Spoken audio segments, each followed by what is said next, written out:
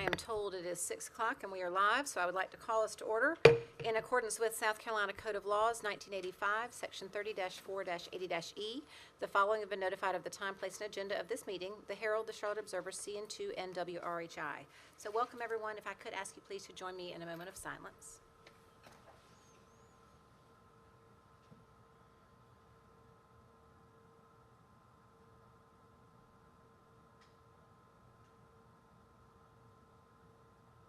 Thank you.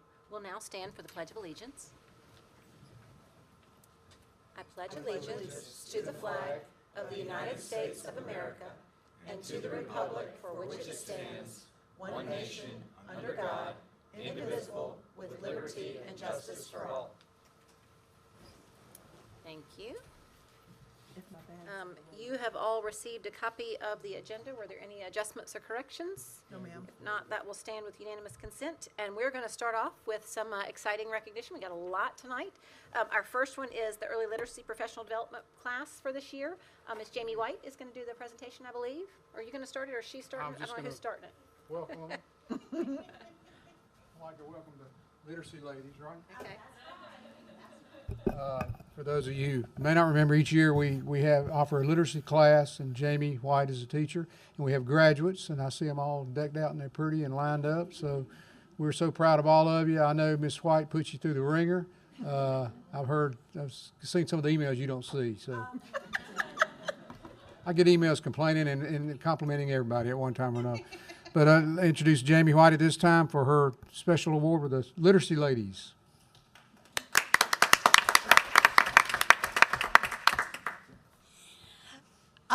My presentation says that teaching the world to read is a hard job, and we all agree that it is. You can see that these teachers have been with me all year. The professional development that they have to endure with me is a lot. I think I actually counted up the hours, and they have spent with me over 115 hours in the seat. So it's not one of these professional developments that's, just go online, answer a few questions, and you're done.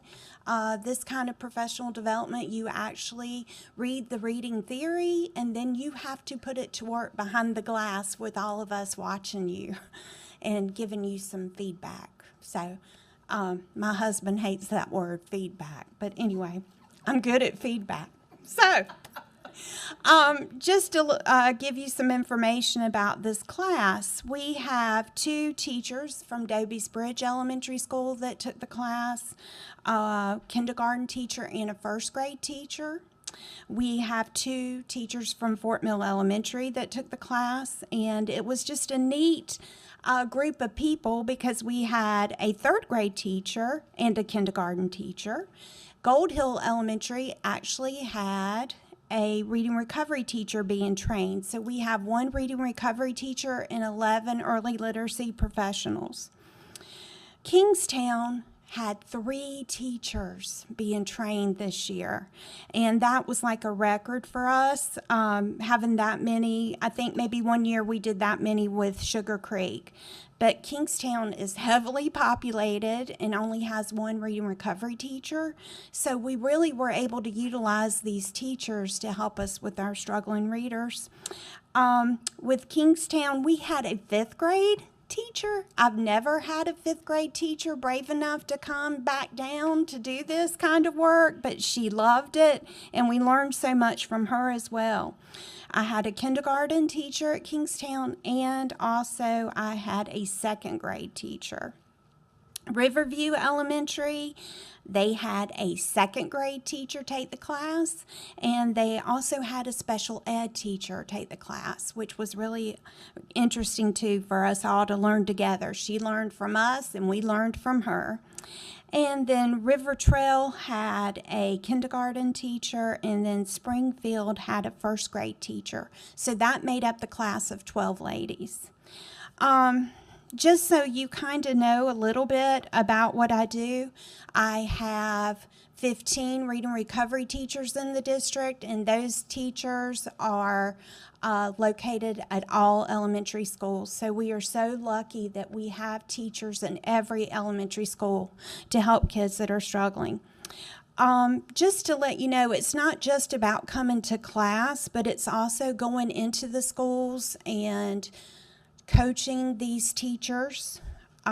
So these teachers had 88 school visits among them. So I went to everybody at least 8 times. I watched you teach. It's not just a one and done thing. My reading recovery teachers, they've had over 113 school visits. So I'm out in the elementary schools every day. I'm at somebody's school. Plus, I also teach my own kids. So I'm also teaching. So it's not just about let me go out and tell you what to do. You've got to walk the walk yourself. So I think that's important. And my trained reading recovery teachers also come for professional development at least 7 times during the school year. So the total number of times these poor ladies have had to live with me, 33 days they've been in professional development. I just think that's a huge commitment for them to come see me every week. They've got families, they've got kids, so it's a lot to ask of teachers. Plus, remember, they're doing their other job. They're also teaching that kindergarten class or that 5th grade class, and they're doing this on top of what we already expect them to do. So I really do appreciate all of their hard work. I've got a packet for everybody on the school board just to remind you of all the teachers that we have now trained and the different schools that they're located at. So those teachers are helping to make literacy strong in those elementary schools.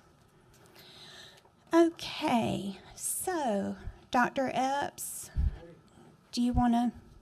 So I thank you, school board, for supporting us. I thank Peter Olinger for everything he does for me. And of course, I thank Dr. Epps for all of his support as well. So now let's recognize our teachers. I think they're in this order. You want to call them and hand me and all? Okay, I had them here. I thought they were in ABC order. Whoops. I probably messed up. Okay, here we go. Our first teacher is Crystal Anderson from Gold Hill Elementary School, and she is our new reading recovery teacher there. She was an EL teacher last year. So poor Crystal has been with me 66 classes because she had to do it 2 years in a row. So God bless Crystal Anderson. Our next teacher is Mary Leslie Culp, and she is our special ed teacher at Riverview.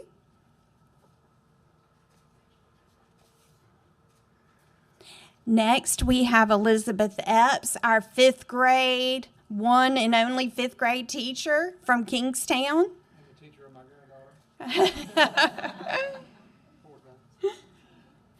Next, we have Sarah Gilreath, and she is an excellent kindergarten teacher at Davies Bridge Elementary that's had knee surgery and still came to class. So,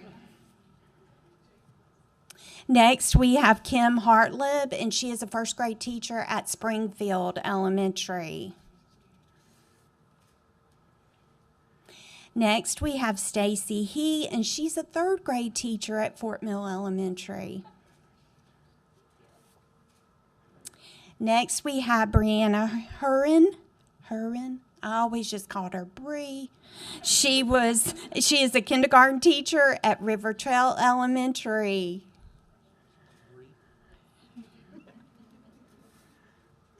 These people are young enough to be my children, you know. Next, we have Crystal James, and she's also a kindergarten teacher, but at Kingstown.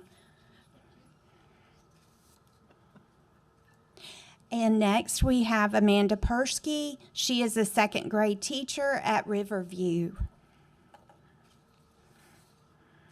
Next, we have Sweet Lexi Player. She is a 2nd grade teacher at Kingstown. Sweet? They're all sweet, but she would smile at me. when some of them were not smiling. Next, we have Jody Rowland, and she is a first grade teacher at Davies Bridge. They're all sweet. And last but not least, we have Jennifer Thompson, and she is a kindergarten teacher also at Fort Mill Elementary.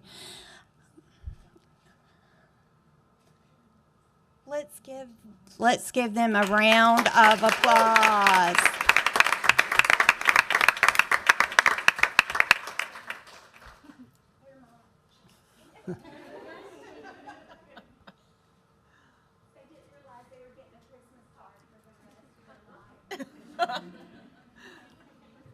Thanks, Jamie. Before everybody leaves, the dedication of Jamie to this class each year is amazing. Your passion for it, Jamie, is to be commended. And I just know we've grown as a district. Well, you're imparting your knowledge to hundreds of teachers through the years. So thank you for your work.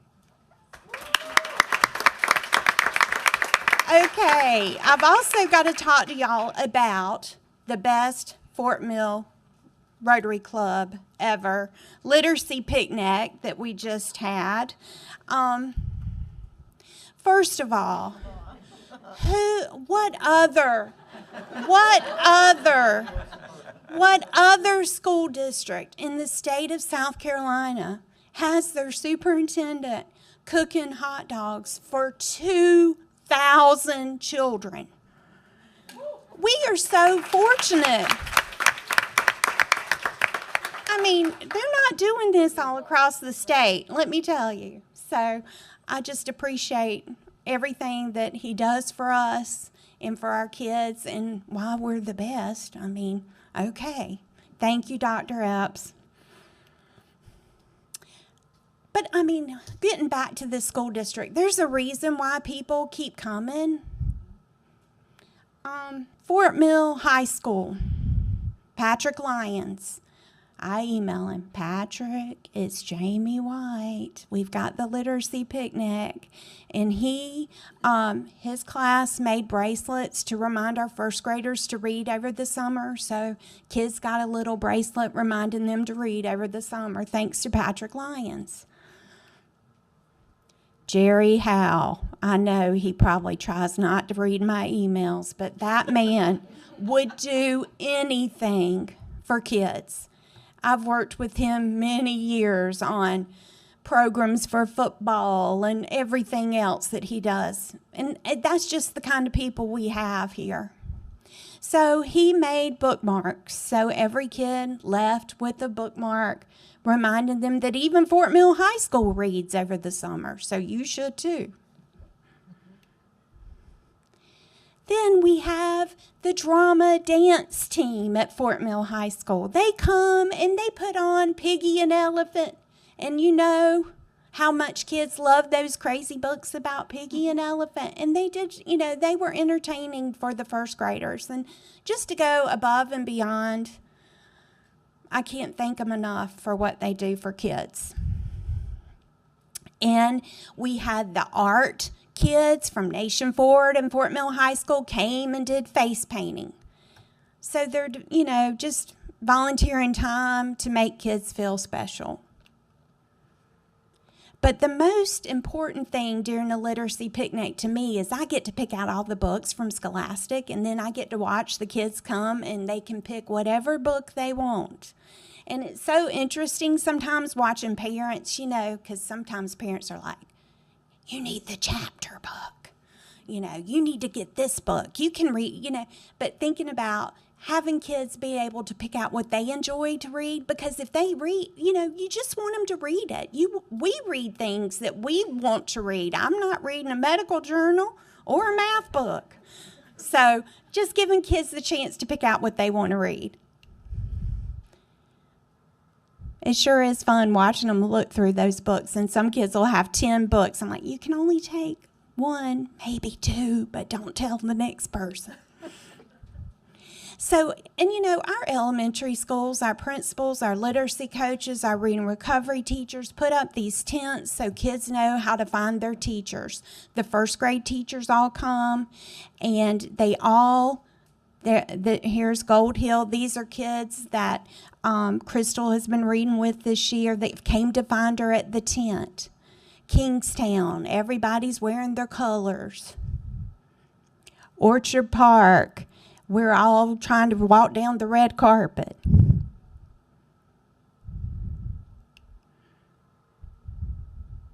Pleasant Knoll, they had the hungry caterpillar on top of their tent, and it was a windy day, but it didn't blow away, and we were so thankful. At least it didn't rain like last year. And my niece is, gosh, we've even got my niece dressed up as the panther for Pleasant Knoll. It takes a village. And here's Springfield, Catch the Reading Wave. And Sugar Creek gave out popsicles, pop into reading. And TK, they had bubbles and reading is sweet. But the Rotary Club picked the top 3 for actually a cash prize, which that gets every teacher and principal's attention. So the big prize went to Doby's Bridge Elementary. They were the top winner. They had a blow-up dragon. They had kids taking their picture with the dragon. So they get a $500 book allowance. And you can see all the kids getting into the actually tent that looks like a bridge. No, what was that? Not a castle. And then second prize went to River Trail with their famous otter. You could get your picture made with the otter, and they had all the books that were picked, the top pick for that school. So they won second place. River Trail's award-winning books. And then third place went to Riverview. So Riverview also won some money for some books. And they were shooting hoops, and you would shoot a hoop, and you could actually win a book about Chris Paul and other prizes. Everybody had a great time. So I just want to say thank you so much to the Fort Mill Rotary Club there's many people on our school board that are members of this Rotary Club that help, and it's a lot of work and a lot of hot dogs. So thank you to the Fort Mill Rotary Club and to the Fort Mill School Board for helping me teach the world to read. If you need any information, there is my email address, and thank you for sharing your day with me.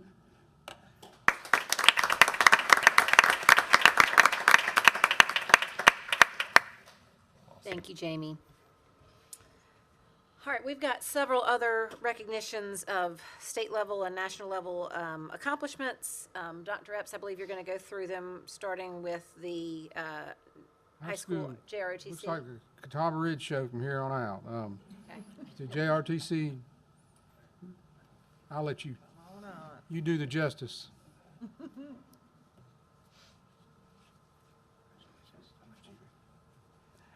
I had no idea we would be speaking, especially after that. Thought I would stand in the back and just wave and say thank you. I just want to say we had a great year.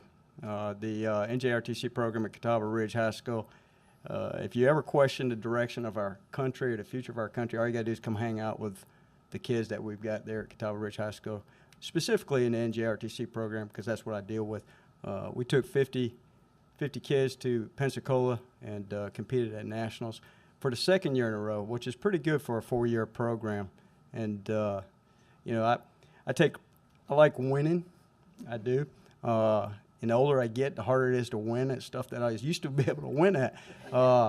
You know, to wake up in the morning, go for a 3-mile run used to be easy. Now I like getting to school earlier than everybody else, and 90% of the time, and I show up at 7 o'clock in the morning, 6:30 in the morning, the kids are already waiting to practice and get going, and they just beat me to the punch. So we've got some great kids. They did an outstanding job. I just want to give our CEO, Caleb Heiner, an opportunity to just say a couple words, and then we'll finish up. I just want to say the amount of growth I've seen in all of these kids is insane to me. I mean, I have watched I've been in the unit for 4 years. We were part of the senior class that went from 9th grade all the way to 12th grade. And some of these kids, I mean, I've personally seen them grow because of ROTC and because of the opportunities it gave. And I would not be anywhere close to the person I am if it were not for this unit, as well as the support of the Fort Mill School District Board and the administration at our school. And I just want to thank all of you for helping us throughout the past 4 years. Thank you.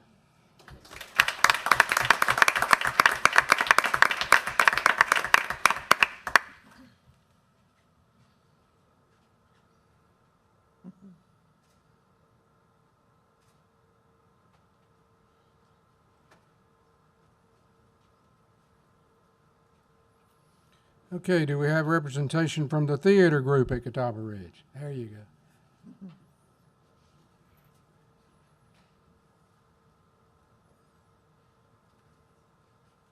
Hey. I was not prepared to speak. Hi, I'm Melissa King. I'm the director of theater at Catawba Ridge High School. The last weekend of February, I, along with 33 other Catawba Ridge theater peeps, went to the Palmetto Dramatic Association and International Thespian Organization's dual competition, where I had a cast perform the play The 146-Point Flame. We actually received superior ratings from all 4 judges. Superior is the highest distinction. 2 of those superior ratings were perfect scores. And my cast also got a 2-minute standing ovation from a room full of their theater peers. And it was wonderful. So we actually got selected to be chapter select to represent the state of South Carolina for the national competition this June, which was wonderful. We were, out of 27 schools, selected to be the one to represent South Carolina. But not only the cast and crew received recognitions, there were also superior ratings for 2 different group acting scenes, 1 duet acting scene, and 4 superiors for solo musical. Almost every single group of students that competed received superior, and the 2 groups that did not received excellent, which is just 1 rating below. So thank you so much, and I am very proud of my students.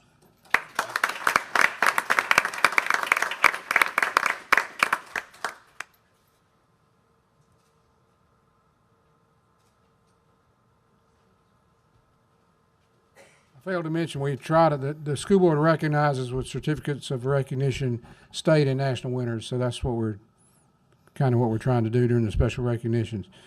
Now, the yearbook, any representation from the yearbook? Is Darren here?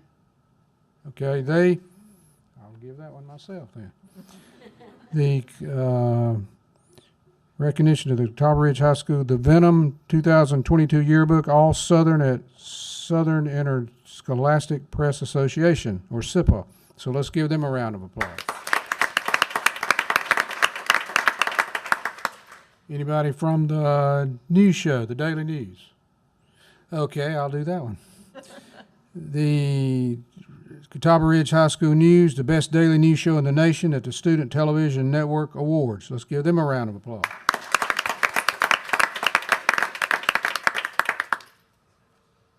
And let's see, what do we got left? The choral group? I'm sorry, what?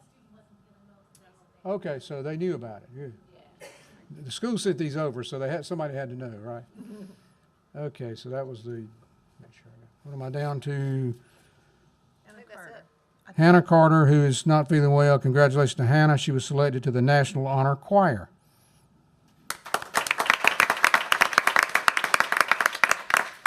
Unless I'm missing one, I believe that's. That's everything that's listed Okay. anyway. Very impressive, as always. Yes, indeed. Okay, our next agenda item, we have had 2 meetings. We've got minutes from the 11th and the 25th of April. Were there any adjustments or corrections to the 11th? No, ma'am. To the 25th? No, ma'am. All right, those will stand with unanimous consent. Which brings us to public participation. I've got 4 cards, so we'll do 4 minutes apiece. And the first, if you'll come to the podium, give your name and address, and then your time will begin. The first one is Ethan Lewis.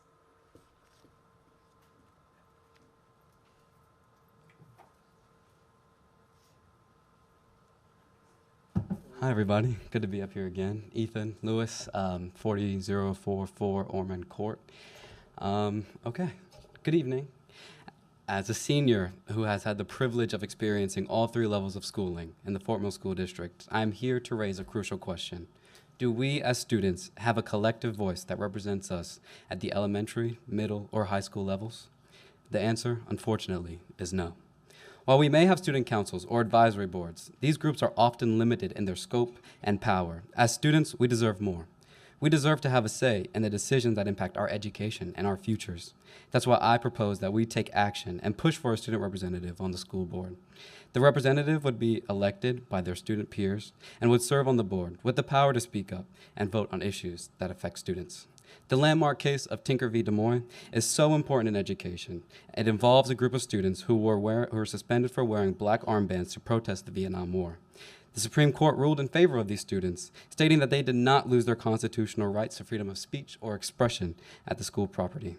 This case reflects that we students have a right to voice our opinions and concerns about issues that affect us. I had the opportunity to meet with Miss Mary Beth Tinker myself 2 weeks ago. She told me that it starts with us students, our voices. We are not just the future, we are the now. We are here to make a difference in society by learning, working, and breathing a new breath of life into society to make it better for us. I know why all of you are on the school board, and it's because of the nearly 15,000 students in this district. You all campaigned so hard and made your points about why you should be elected. Some of you, retired educators. Some of you, business people in Fort Mill. But all of you are parents. You all came to this board to make the lives of students more efficient and more safer, to give them an opportunity to grow and develop and to make a real mark in this world. We as students want the same, but we can't do that without being on the same level. Therefore, I urge you, I entreat you, to consider the significance of a student representative for the school board. Let us work towards creating platforms and opportunities that enable students to speak up about their experiences and concerns.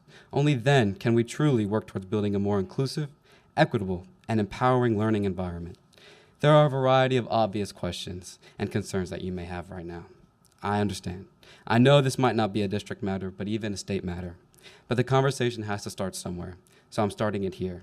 I will be willing to spend however many days, weeks, or months it takes to reach a consensus. Thank you. Are there any questions? Thank you. Thank you. I yield my time to the chair. Thank you.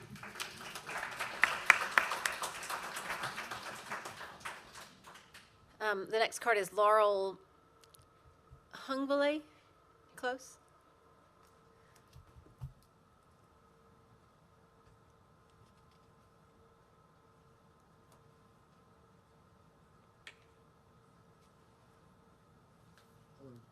I have some papers for you guys.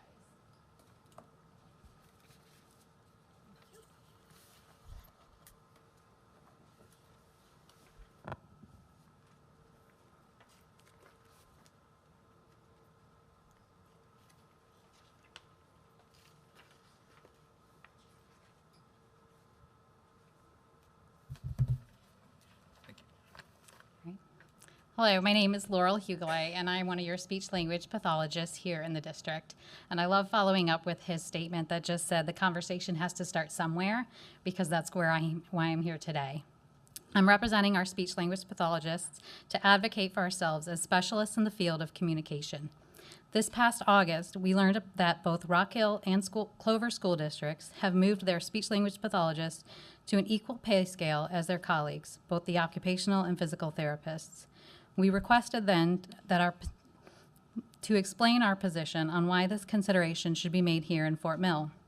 In lieu of being able to give a presentation, the district opted to complete a salary study.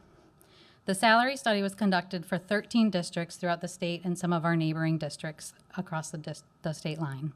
The conclusion of the study was that Fort Mill speech pathologists were paid less than other districts, by 3% on average and by 7% by year 30. The salary study found that our pay scale trails Rock Hill's pay scale for speech language pathologists by 21%. The recommendation of the salary study was to increase our speech language pathologist salary to at least the state average. The salary study was completed in January, and we were notified by Human Resources in April that they would not be recommending any adjustments to our pay. We advocated again last week, asking for our voices to be heard when I requested to present to the board through email. We were asked to meet with Finance and Human Resources to allow us to ask questions, which we did. However, that meeting was not a platform to have our voices heard, as the decisions have already been made. I'm here today to present our information. Our presentation includes data on our job descriptions compared to occupational and physical therapists. You can see in the bottom of page 3, the bullets are the same. Turning to page 4, you can see there are additional responsibilities of a speech-language pathologist, including the most impactful one of being case managers to our students who have a speech and language impairment as a primary disability. We are specialists in our field with a very specific skill set to treat students with a variety of speech and communication needs. We alone are able to evaluate, diagnose, and treat students with a speech-language impairment. No other employee of this district, no doctors, no psychologists are able to do this. As a group, we treat over 750 students in this district and bring in the most revenue of any therapist billing Medicaid. Occupational and physical therapists earn at least $15,000 more a year initially, and by year 20, it's a $30,000 difference. They are specialists as well with the same credentials and same roles and responsibilities as we are.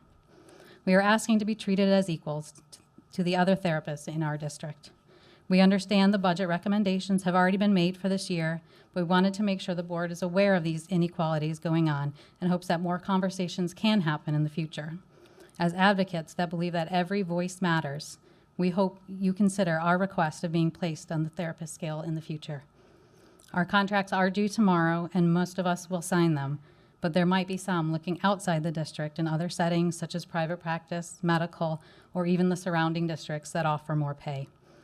I listened to Dr. Epps at the beginning of the school year speak about retention and recruitment being a priority for this board, and we do hope that you hear our voices and our concerns. Thank you. Thank you. Thank you.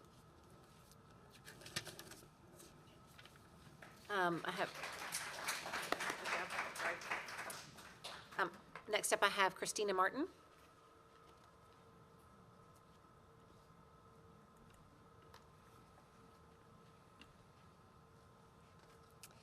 Good evening. I was with you 2 weeks ago, and I spoke on how the district has abruptly decided to disallow the option of a virtual SC course in place of fourth block for my high school student. This option allowed my all-A honors and AP student to attend practice, where she devotes an additional 20 hours a week to training. My daughters and swimmers in general are some of the hardest working, most disciplined individuals you will ever meet. These kids don't get to do normal teenage things because they have practice every night after school, 6:45 again on Saturday mornings.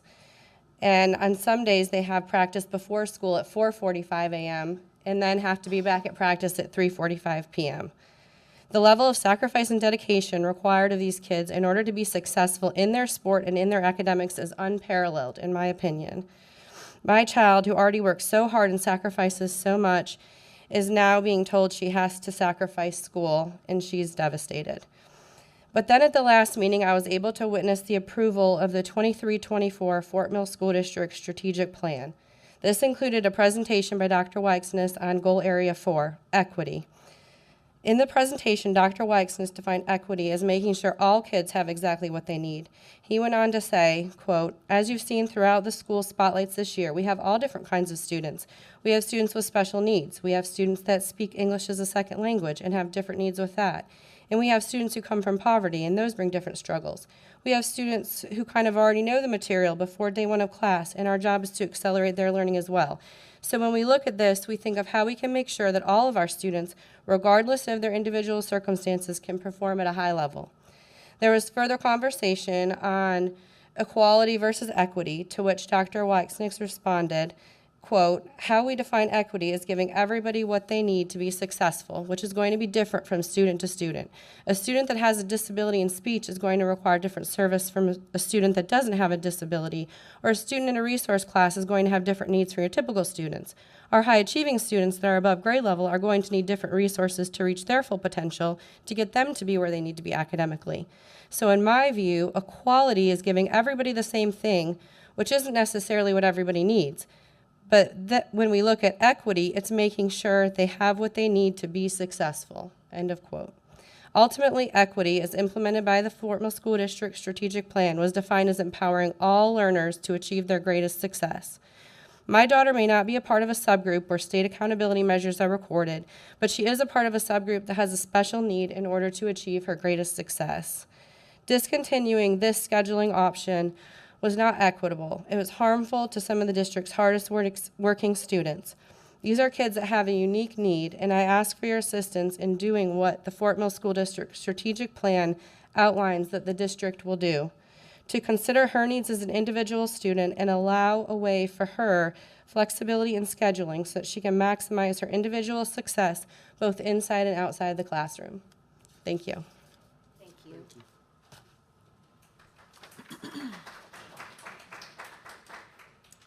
Caitlin Boyle.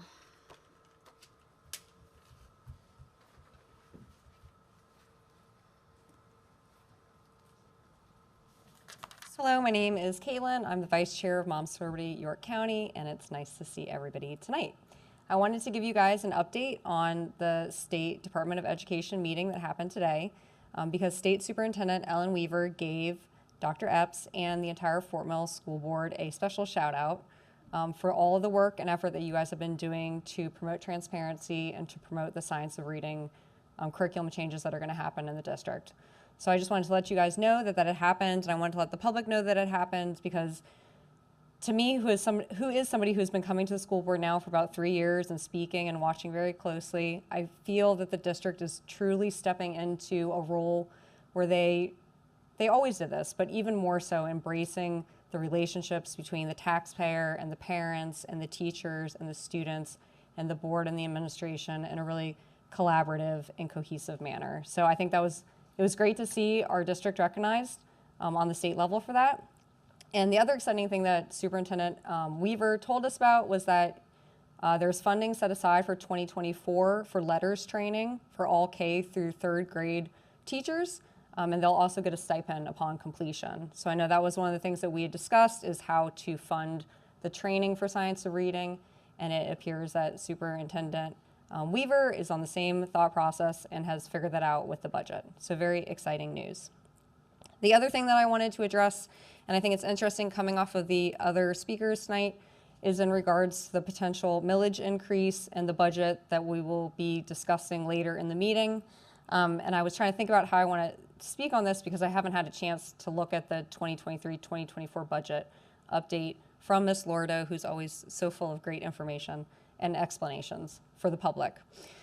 But I did want to just say, and I know that you guys know this too, as a small business owner, at the end of every month, I close my books out and I go through my bank account, and every single month I find some new subscription that I somehow got signed up for, or some extra frivolous expense that I don't need to pay that I cut. And when my expenses increase, which is what's happening to the Fort Mill School District, right? I think it is, and I hope that Ms. Lordo explains this, there are changes coming down from state funding that's out of our control and it's impacting our district greatly. When you are faced with an increase in expenses, you have 3 choices. Your choices are either that you can pass that expense on to the customer, you can cut your expenses, or you can do a combination of both. And what I hope we will do as we go through the next year's budget is we look at how we can control expenses and maybe refunnel some of this money that we already have to other things. Getting certain teachers up to pay grade that matches the Rock Hill School District, I think would be amazing and important.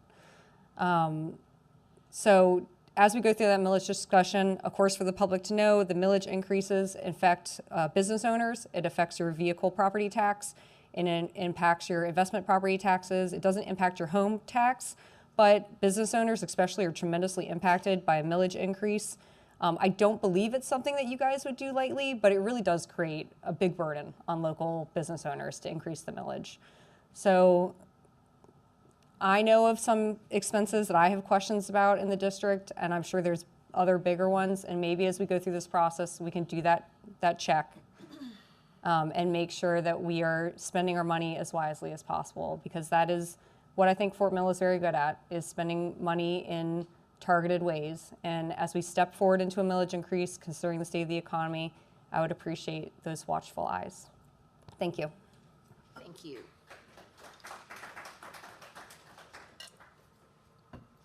All right, well, that does lead us into a handful of reports and information. The first one has to do with the Fort Mill History Museum and some high school representatives that are going to be, that we're working on. David Ward is here to talk to us about that.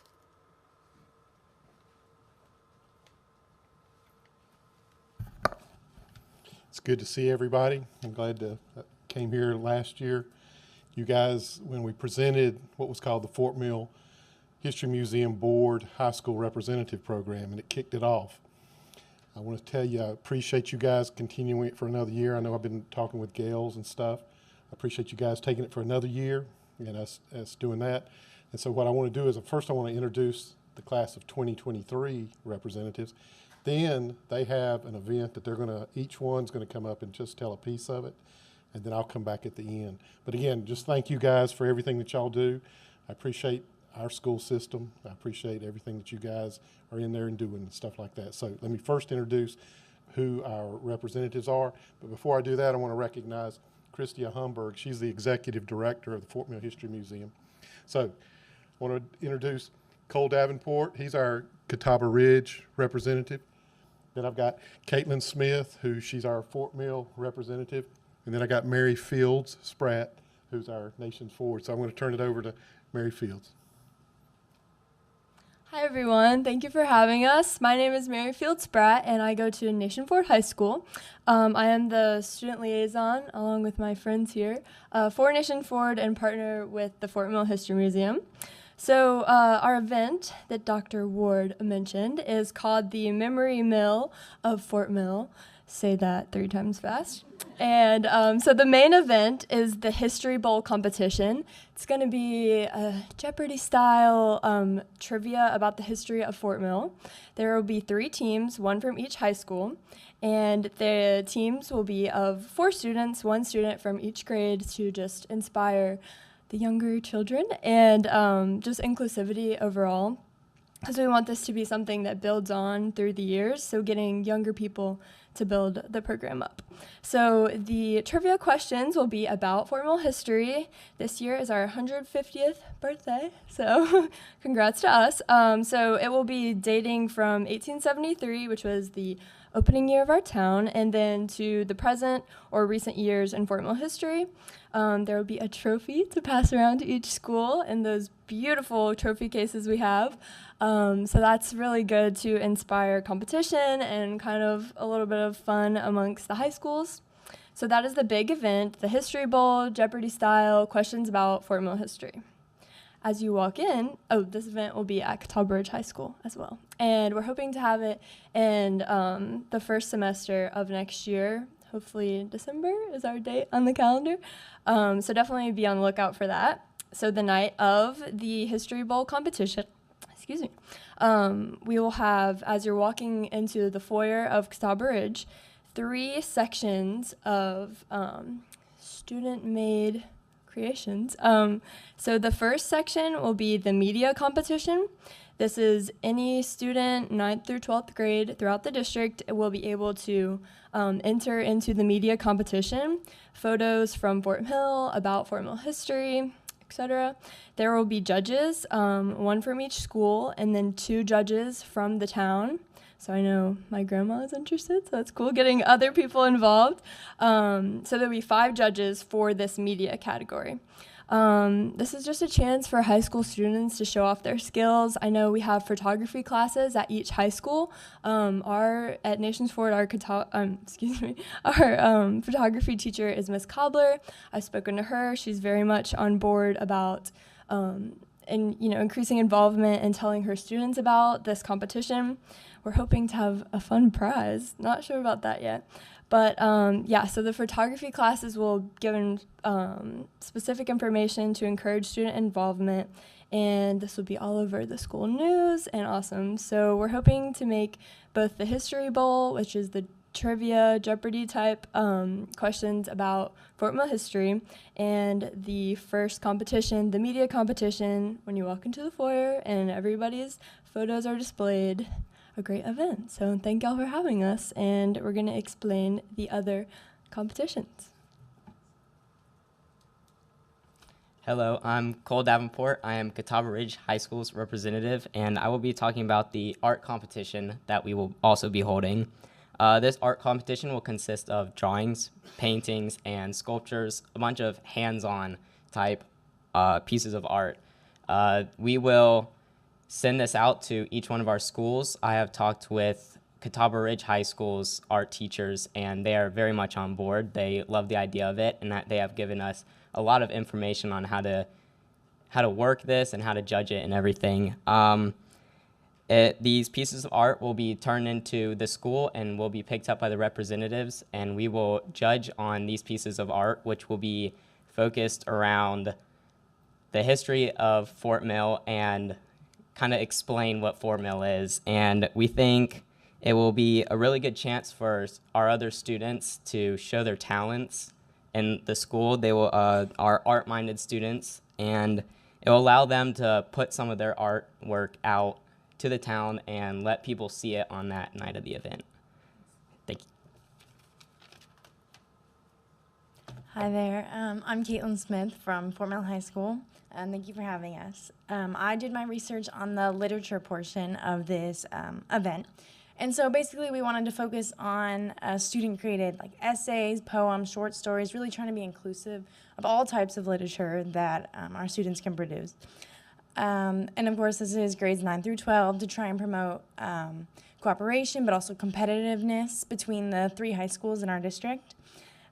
So this would be, these stories and poems would be about like Fort Mill's history and landmarks starting from the beginning and from there, just to be creative.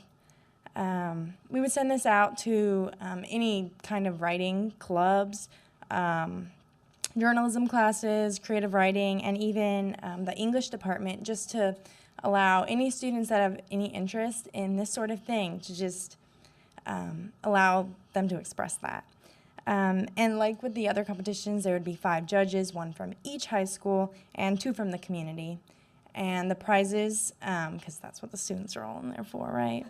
There would be 1 fan favorite, so all the guests of the event could go around and read these stories and poems and essays and just pick their favorite, and then also the best one that the judges are voting for. Thank you. As you can see, we've got 3 great teammates, and it was pretty cool when we started this last year, and it was kind of like we didn't really get a lot of oomph on it just because we were trying to get things going and all like this. So the first meeting we had, I knew what kind of winners I had here. I said, okay, I got something I just want to throw out there at you. And I said, it may be dumb, it might be this. I said, but you know, you got to do things different here. And right when I said it, and man, it was almost like before the end of the day that night, we had a daggone presentation. I think Caitlin already was sitting there. You know how us millennials work. You know, we're pretty good at all this stuff. They really helped me out a lot with all the stuff that they're going, yeah, we can do this, we can do this. And I'm nodding my head, yeah, I know what you're talking about. I don't have a clue to what they're saying. But I'm looking forward to it. Appreciate y'all's support. We'll be getting more out there. Appreciate Gail's involvement. We've been talking back and forth, and so we'll be getting more out there. We've got meetings scheduled about every 3 weeks that we're just working on it and going at it. One thing I wanted to mention that kind of parlays with this, we were able to resurrect the History Trunk program.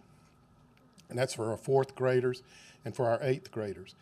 And that's been it's the team that makes up the History Museum's History Trunk team is made up of retired teachers and current teachers. And I just want to let you guys know, I think how many was it, Christy? How many have we had already go through as far as the number of students that have seen it? It's been over 1,000. And so we want to make sure y'all are aware of that. We want to make sure other teachers are aware of that. If you have any questions about that or anything, it's a real fun thing to just send a note, get in touch with Christy, or send a note to the museum. And again, I really appreciate y'all's support. Look forward to the big memory meal of Fort Mill. Yeah, when they first rolled that one out, I was going, yeah, that's it. But boy, you can't say it very fast. But appreciate the time on here, and you guys have a good night. We appreciate the partnership. I think it's really exciting. You know, we have so many people move into our community that don't know the history, and I think get our students, which will get their parents involved. I think that's fantastic. So yeah. thank you. Thank y'all.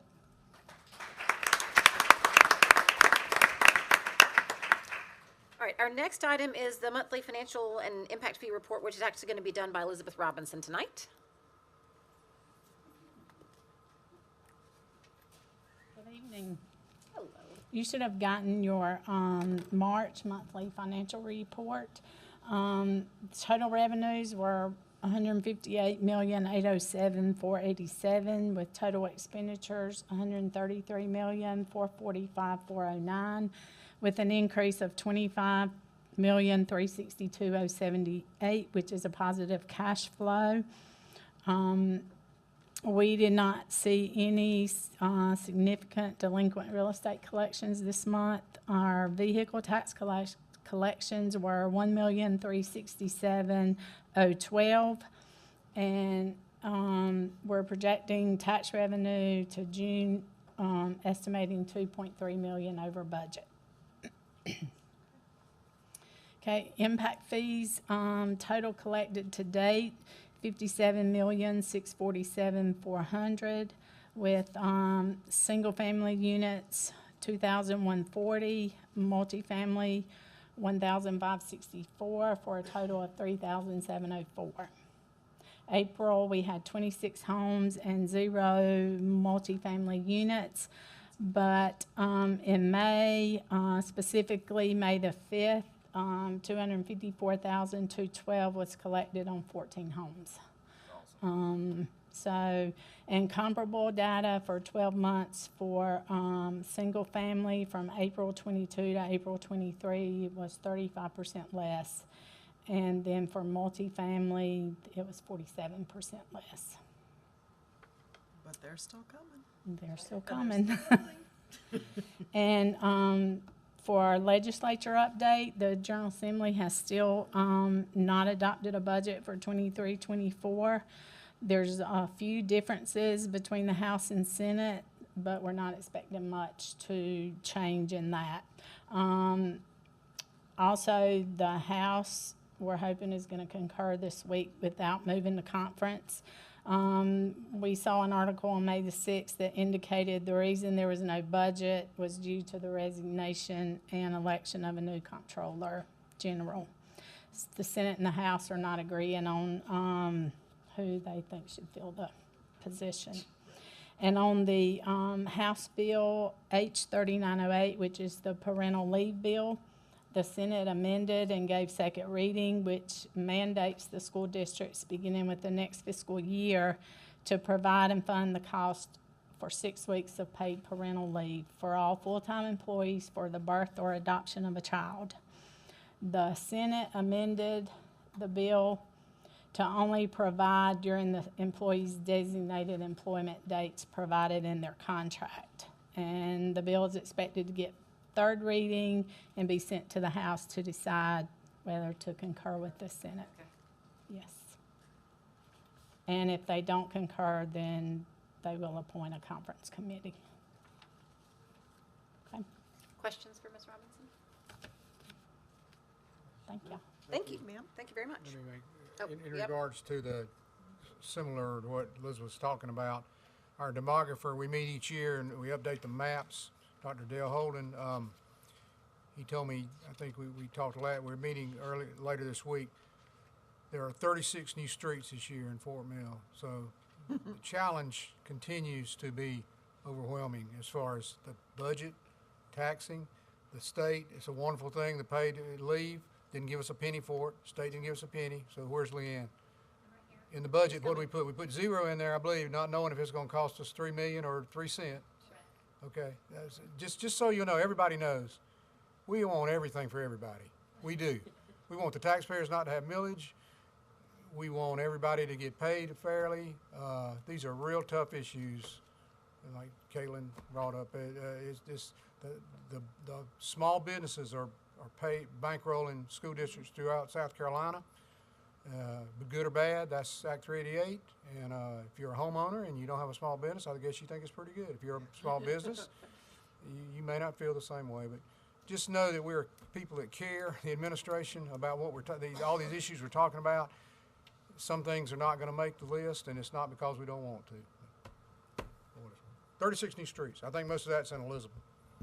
Probably. A lot of it, not all. All right, well, that actually leads us to the actual budget update from Ms. Lordo. What we know and what we don't so far.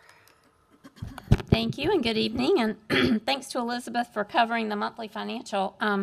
My voice is a little under the weather tonight. I have a lot of commentary I'd like to share about what's going on at the state level, but I'm going to keep it to the facts so I can make sure that I share our local information with you. And I don't have to pass this off to Elizabeth, but she's been warned just in case my voice gives out. Tonight, the administration is pleased to present the proposed general fund budget to you for the upcoming fiscal year. As Elizabeth mentioned in the monthly financial, the state budget process is not finalized, but we expect no changes will happen to what we are presenting tonight to you as far as our recommendation. In that's highly unlikely that anything would change at this point from what we're told.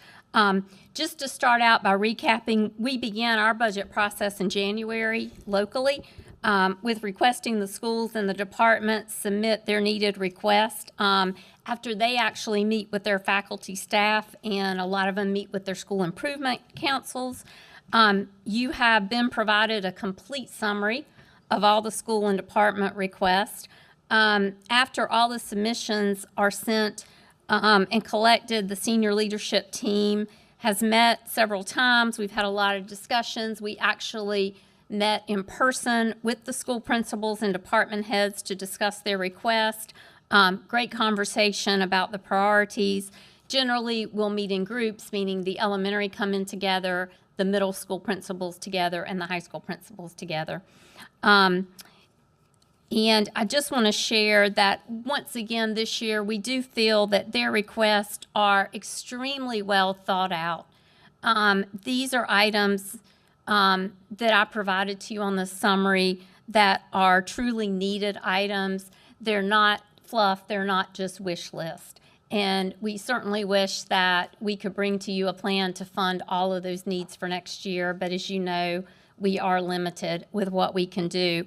And I just want to assure you a lot of consideration has gone into what we are providing to you tonight as our recommendation. We are going into year 2 of the new education funding model that we've all come to, I won't say love or hate. We're very disappointed. There's been no improvement going into next year on the funding distribution formula. Even though we've worked so hard on that this spring, it is definitely still in favor of lower poverty districts, not high growth, or it's definitely in favor of higher poverty districts, not lower poverty, high growth districts such as ours.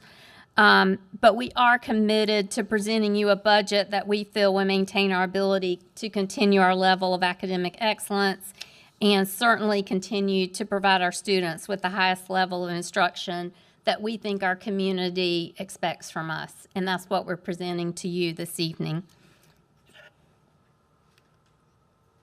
Want to recap just what some of our main goals were in our discussions and in our recommendations. Certainly, we want to present a balanced budget to you. We would not present a budget to you where we would have to use the fund balance. You know, we do maintain fund balance for cash flow purposes, but we want to make sure we're matching as much as we can recurring dollars to recurring expenditures in a balanced budget. Our next main priority goal this year is to continue to recruit and retain staff in all areas of the district. And this was our highest priority item, was to adjust all of our salary scales to remain competitive. And we had a lot of discussion about that. And that is our #1 priority for your consideration for next year. We want to maintain reasonable class sizes.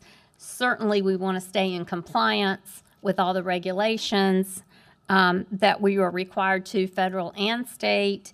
And we also have the unique challenge this year of we had to shift some positions from ESSER 2 funding as we expected, and some other federal programs. We have to shift those to the general fund because those are no longer recurring dollars.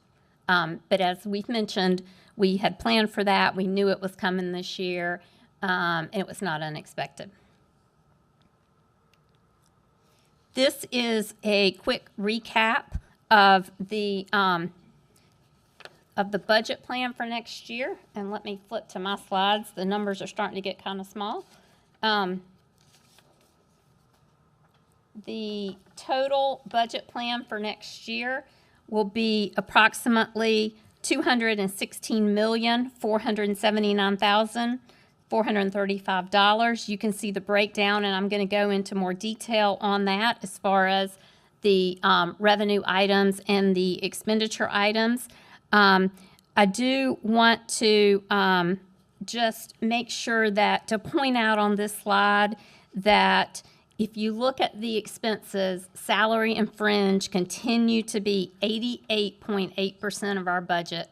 That's 89% of our total budget is in positions for serving our students and supporting our schools. And then the second highest item is the operational facility maintenance cost of our 20 school facilities. Those two items together are 95% of our budget. So when we talk about reducing costs, there's only 5 other percent that goes to what I call the school budgets and the department allocations, and then our other activity buses, school resource officers, and those kind of items. So I think that's important just to continue to emphasize to our community what we're challenged with, that our budget is 89% people for the district. And certainly stop me if you have any questions or as I go along, or you can gather your questions and we'll go back through any slides that you'd like at the end. The next area I want to highlight a few things on is related to the new education funding model.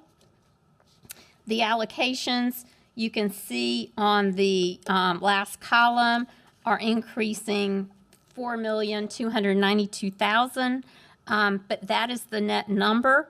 It is broken down once again into general fund and EIA, but then this year, new this year, there are 3 additional special revenue categories that they call it rolling up, which means we currently receive extra money under those categories for EEDA career specialists, student health and fitness, and nurses.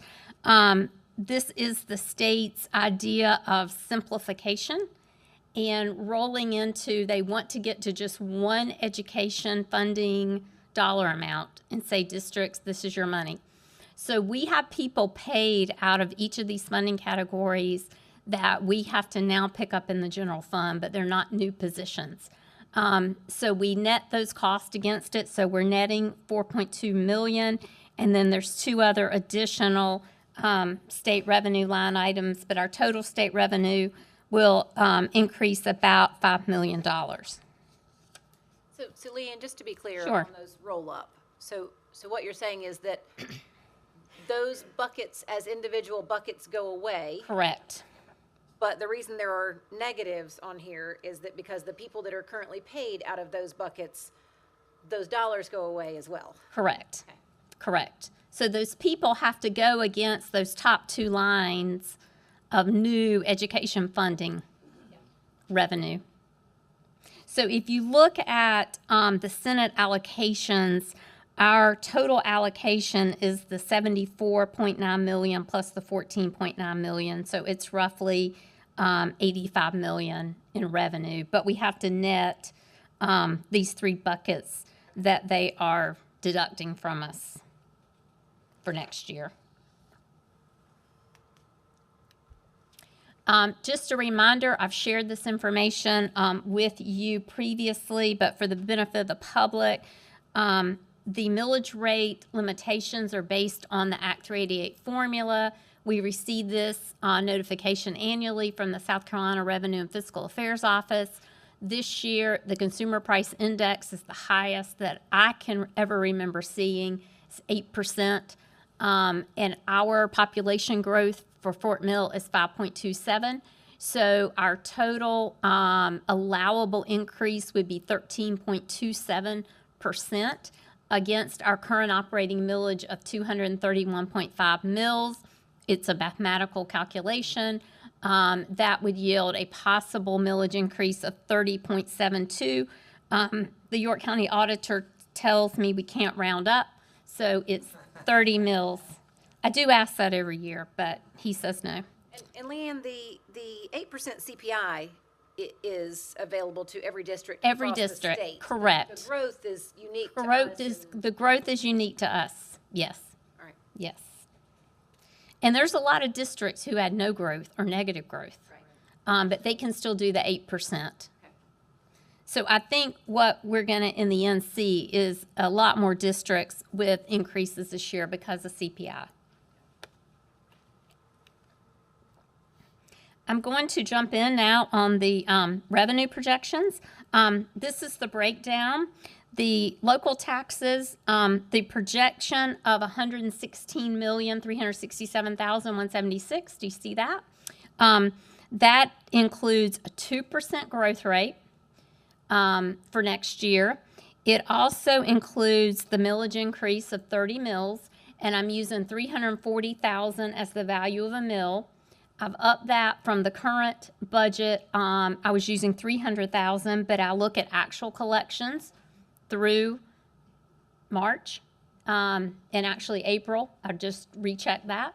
And I verified that I feel comfortable with $340,000 is what we actually could bring in next year. I think we're currently at about $335,000, so I bumped that up a little bit. Also, very happy to report I've included for the first time tax revenue from the new hospital is about $1.4 million.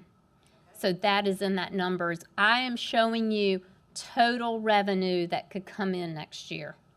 Total revenue. 1.4 for the whole year, or do we anticipate that being different each year? Is that That's based on what I'm told is their current investment on the York County tax roll. Yeah, I just don't know how it works because the hospital opened in September, right? It was finished in September, so I don't know if it's a full year or a partial year. It'll be a full year because you pay based on what's on the tax roll as of January 1st. If they continue to make in bill things and it increases, but it's not prorated. Right, but on January 1st, they didn't have a hospital completed yet, I guess is what I was getting at. They did They did. It'll be in October. It'll be billed in October. Okay. So it's based on this January that just passed. Correct. By then it was already open. Okay. Correct. Yes. Yes. But that is based on their initial investment of what they have built and opened to date. So, like I say, if they add additional facilities there down the road, that would be wonderful. Also, interest income. Huge surprise this year with interest income. And I just wanted to share with you the local government investment pool rates. We have seen a low of 0.1105%, 0.11% last year, to right now we're currently at 5.09%. So that's what has generated $1.1 million in interest income this year. And so I took half of that. It's an estimate. And upped it to $500,000 for this budget plan. So overall, our total local revenue increase would be $17,188,444 for next year. Our state revenue, we have touched on as far as the new education funding formula. The one thing I wanted to point out on here is we do expect the bus driver allocation will change, but they do not send us those new allocations until the final routes are submitted, they told us, for this school year. So the state has mandated a 25% pay rate increase on bus driver scales. and they've told us they will be sending additional revenue to offset that. Hopefully that will happen. But that is the one number that could change, but it's not a huge amount in our overall budget. So I have given you and kept the number the same for next year because I just don't know at this point what may be generated in new bus driver revenue. But new state revenue would, at a minimum, be the $6,343,408. A small amount of our federal junior ROTC money with no change, and then I have, once again, and I have a separate page on, we'll talk about the contingency reserve. I have plugged in again, bringing another $3.3 million from contingency next year. I was hopeful we could decrease that and start weaning ourselves off of that dependency, but I needed that to keep this intact as much as we could. And that's the final piece from Forest Creek? Yes, it just takes a while with all the other things to kind of recoup recurring dollars to match those recurring expenditures on bringing on a new school. So this brings us to a total revenue projection plan of $216.4 million. The increase is $23,531,852. I've also put at the bottom, we're basing this on student average daily membership projections based on Dr. Holden's numbers, working with him of 18,696 students. That's 701 new students over where we currently are on the 135th day for next year. By the 135th day of next year. Correct. Year to year. Okay. Correct. And then the other thing I just wanted to point out to make sure that everyone remembers about the countywide millage would stay the same at 30 mills. That has been on the books forever. 1 mill goes to York School District off the top as the highest poverty district among the 4 York counties. And then the 29 mills is divided among the 4 of us based on ADM.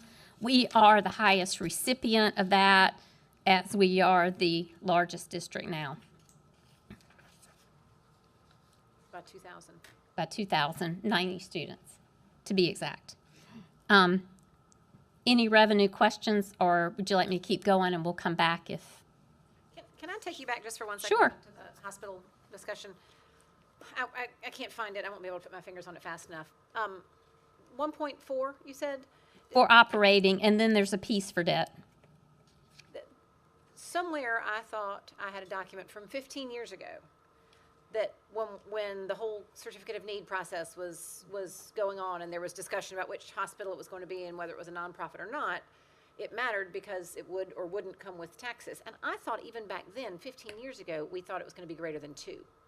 So I'm not sure that this was based on the most current information I got from the York County Auditor's Office based on their assessed value. And remember, their assessed value is a certain percent of their investment, the part real estate, part. Because they didn't do what's that thing called, a fee in lieu or anything Correct. like that. They have not done a fee in lieu. So this is based on what's actually on the tax roll right now. So we could go back and inquire about that to what was originally submitted. I think I remember what Chrissy said. Yeah. The number was 2.4.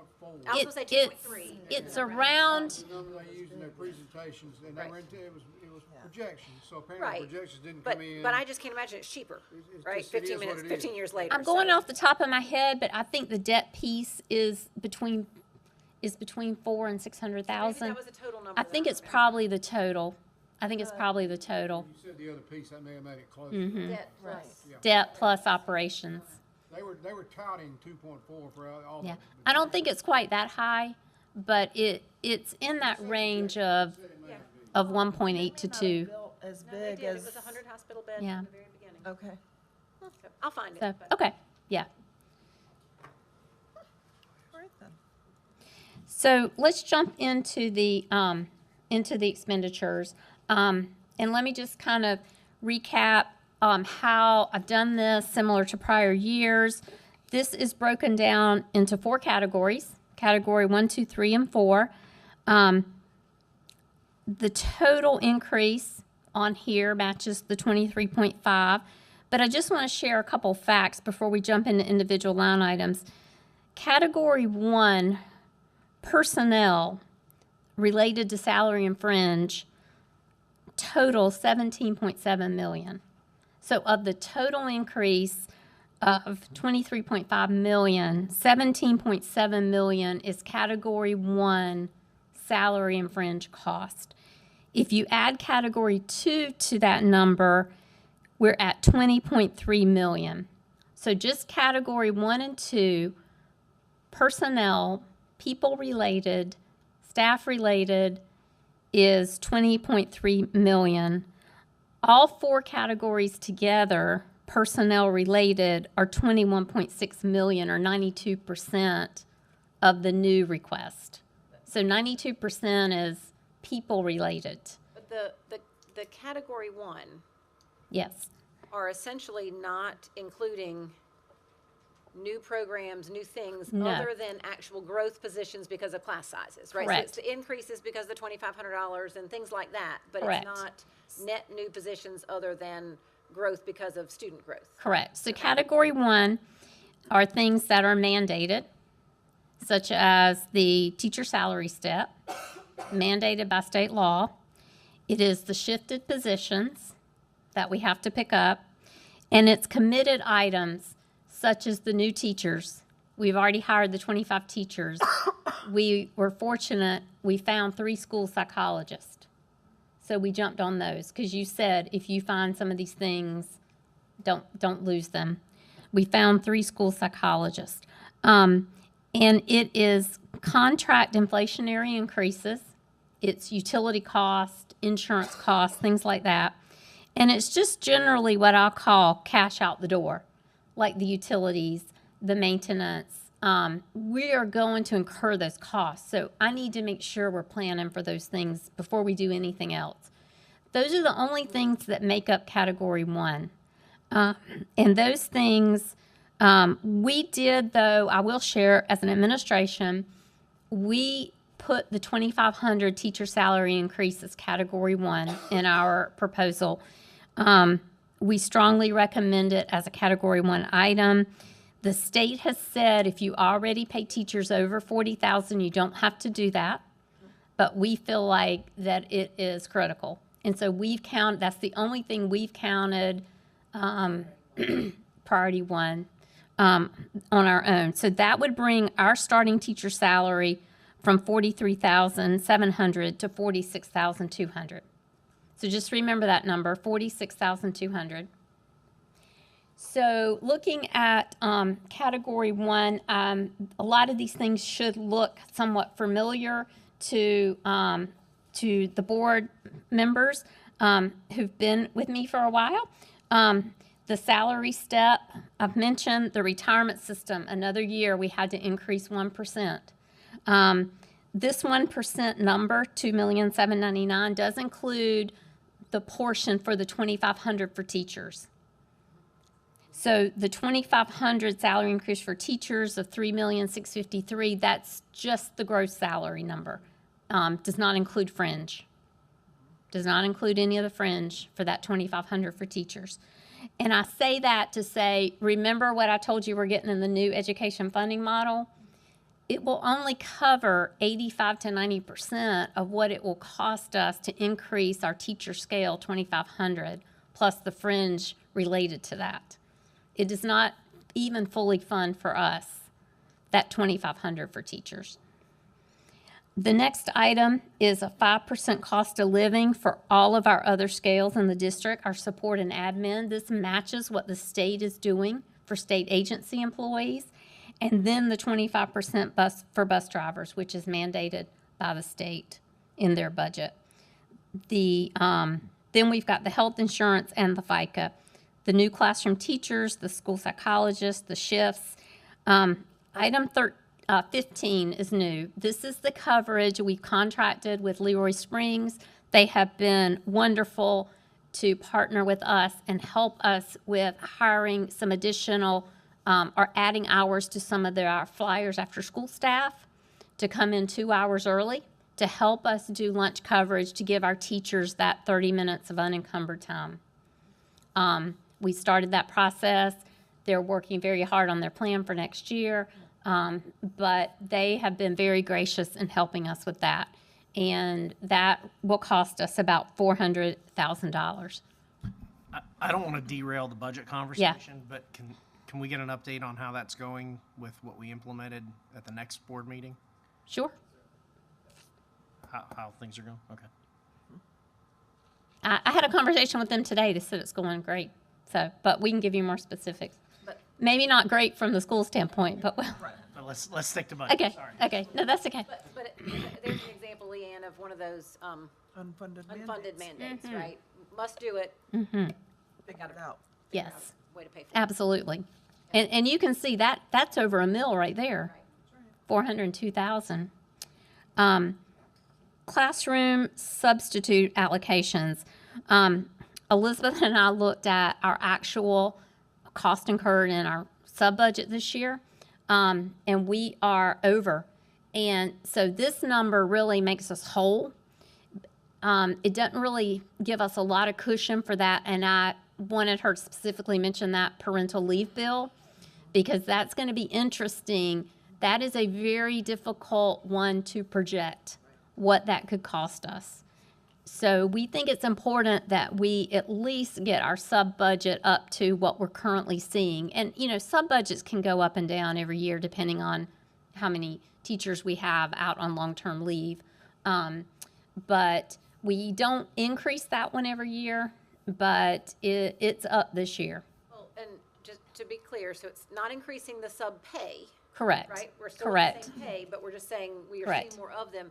This is the first year that we had the 5 days of personal leave time. Am I saying Yes, saying you that are. right? So I That's a great point. would think Yes. that Yeah. might We didn't really reason talk about that. That probably has for an impacted that increased number. number of subs Yeah. being needed, right? Because Right. teachers can't. Right. So once again, that's kind of one that it's cash out the door. We're paying them. And so I need to make sure we're accounting for that. The next item is the student supply allocations to match the new students. And then 18 and 19 are technology related that you see every year for our instructional technology contracts and our network engineering. Those are, for the most part, based on the number of teachers or the number of students in the district. And as those go up, those contract prices go up as well. Number 20 and 21 are maintenance-related, operational, utilities, cleaning, insurance, and repairs and supplies. You're going to hear us talk a lot in the next couple of months about utility cost. We are undergoing, as part of our strategic plan, a very extensive energy management program analysis. We have contracted with a vendor, and we are having them come in and do an assessment and make some recommendations. But it is very expensive to operate these schools. And so we're looking at any opportunities from an energy management standpoint to try to reduce these costs. But we are seeing in just rate increases as well. So I look at this, Mr. Romick and I did a detailed analysis of this, and this is kind of our bare minimum of where we are, you know, right now in our projections with what the utility, cleaning, and insurance costs are for next year. So the total of Category 1 is $19,009,310. If you take out at the bottom the new revenue from the new education funding, a little bit of other state funding, and the new local revenue, which comes from just the 2% growth and the hospital and all that, we need 17 mills to fund this Category 1. So 17 mills to fund Category 1. Does that make sense? How I try to lay this out in a manner that would be somewhat easily understandable. So moving on to Categories 2, 3, and 4, our number one next priority item. Remember, I said on the teacher salary scale, the 2,500 brings us to 46,200. We want to get to 47,000. And that's where we came up with $800. So an additional $800 for all of our teachers on the teacher salary scale would bring us to a starting teacher salary of $47,000. We think this could move us back up into the top 5 in the state. I read in the clippings that Charleston's recommending 50. Oh, wow. Okay. Yep. So if we don't do a little bit more, we're going to keep slipping. Yep. We're going to keep slipping. Because again, the higher poverty districts are getting a higher allocation. Right. That they can attribute to that. Right. So they are. So this would bring us, this would bring us to the flat 47. I've also included in here, we have mentioned this before, we would like to start adding additional steps on the back end. So this would add a 26th step to our scale. So now our teachers, we would like to start adding those steps a year if we could, to get to 30 steps, which I believe 4 of the top 5 paying districts in South Carolina have 30 steps on their scale. So we would like to add the 26 steps. So we think that is the next top priority on category 2.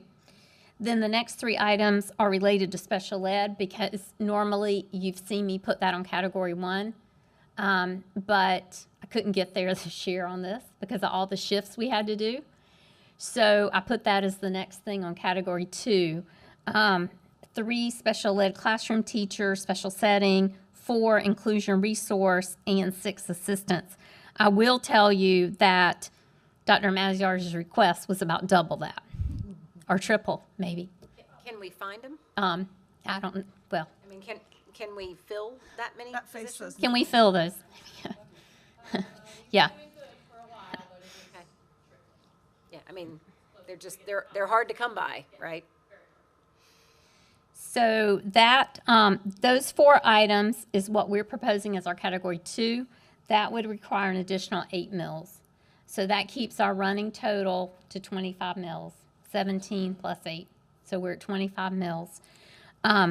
Category 3, we talked also about, as part of that, recruiting and retaining staff and recognizing all the extra duties and things that our teachers are doing for our students. We'd like to increase our extracurricular stipend allocations. Our principals have recommended this. I know this is at least the 2nd year they've asked for some additional funding in that area. We'd like to double. The elementary school stipend is currently only $2,000, so this would double it to $4,000. The middle school extracurricular stipend's been the highest, so this would give them each an additional $1,500.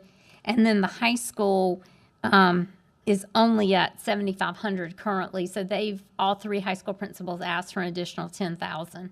And this would be paid to teachers who do after-school extracurricular activities, clubs, events, yearbook, plays, things like that.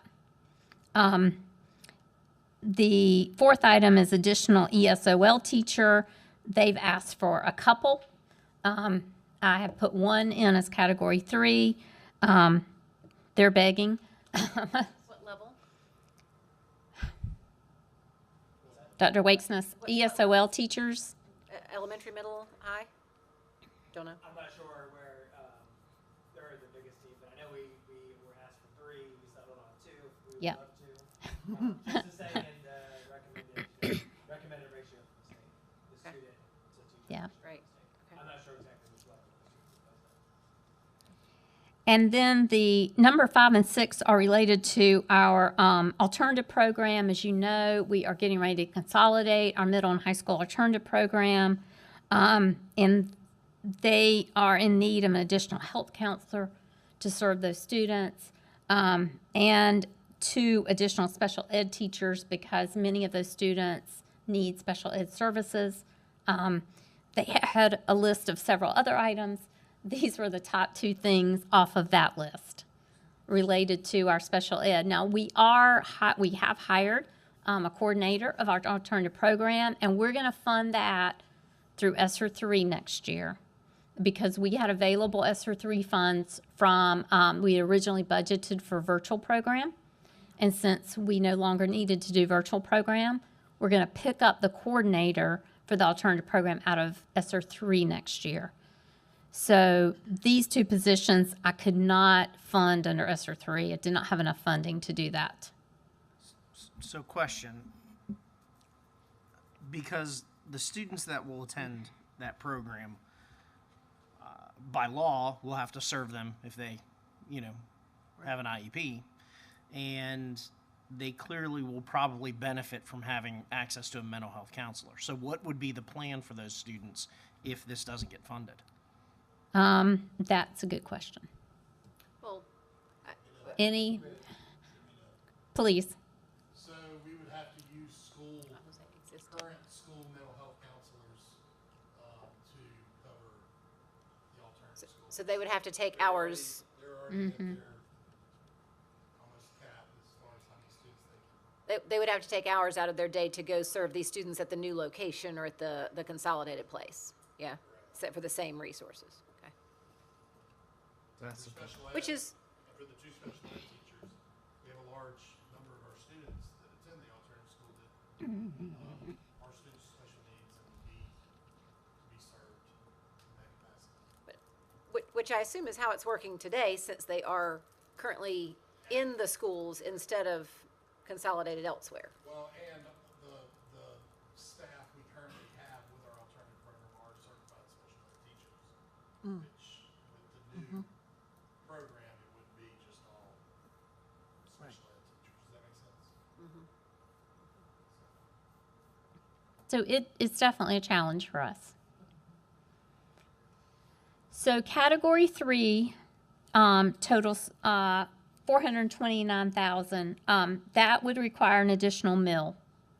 So now we're at 17 plus 8 plus 1, 26 mills for categories 1, 2, and 3. Moving on to category 4, these items, I'm just going to run down them right quick, and then if you have any questions, curriculum coordinator for grades 6 through 12 ELA. We currently had added a curriculum coordinator for ELA last year, but is serving K through 12. K-5. So The other half. so it's the other half, yes. The next item, as you remember, we've added the third assistant principal for 2 of our middle schools. Once they reached, we're using 750 students as our threshold. And so this would add an additional third assistant principal at our next highest middle school, which is Forest Creek Middle School. The next item has been requested by our high schools for the past 3 or 4 years, possibly, right, Mr. Scott? 5 years. 5 years requested, is to add a PLC testing specialist. That would be 1 at each high school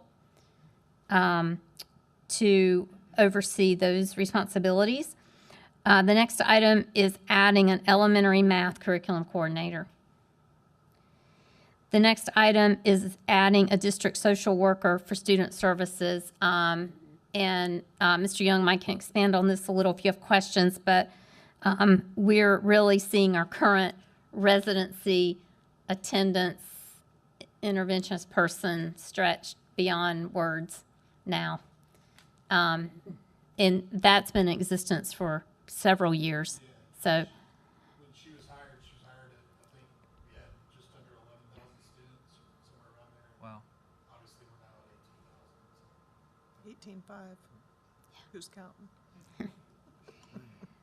the next item is that second ESOL teacher. So we would pick up 2 of the 3 requested. We still would not be able to meet their full request. And then the next couple items are some department budget requests, HR for background checks, technology, supplies, student services, licensing, transportation, our annual license on the new camera system, and then several curriculum items. Many you have seen before on the year-end transfer. None of those are new. These are just things that used to be funded. This is important. These used to be funded from state aid money. It's Fund 397 that we received that got rolled into the new education funding formula last year. This is is another one of those roll-up items. This is another one of those roll-up items from the current year we're in, but we had some carryover money to fund us this year. So if we don't get these built, I don't know what we'll do. We've got to start building in some of these curriculum recurring items that we've covered from other places in the past.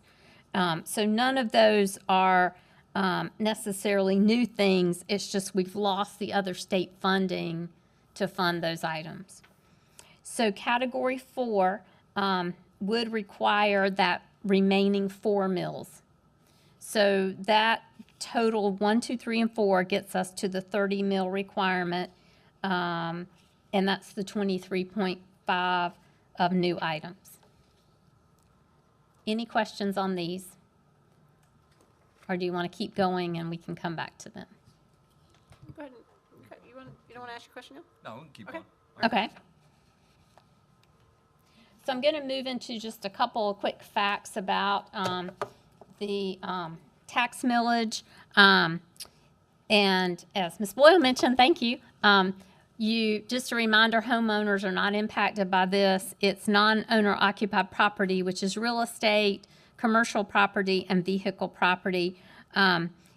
This just gives you an idea of what 1 mil equates to because it's based on per $1,000 of value of the assessment percentages. But the next slide, really, I've given you a couple of examples on a piece of real estate valued at $200,000. And I just did 25 mills and I did 30 mills. You know, we could run this with every possible millage combination. But a $200,000 piece of property at 30 mills would be $360 a year. Commercial for a business, $200 of value would be $630 a year. And then a vehicle, which we can all relate to. And I just used $40,000 for the cost of a vehicle. At 30 mills would be $72 a year. So if you have a $20,000 car, you could have that.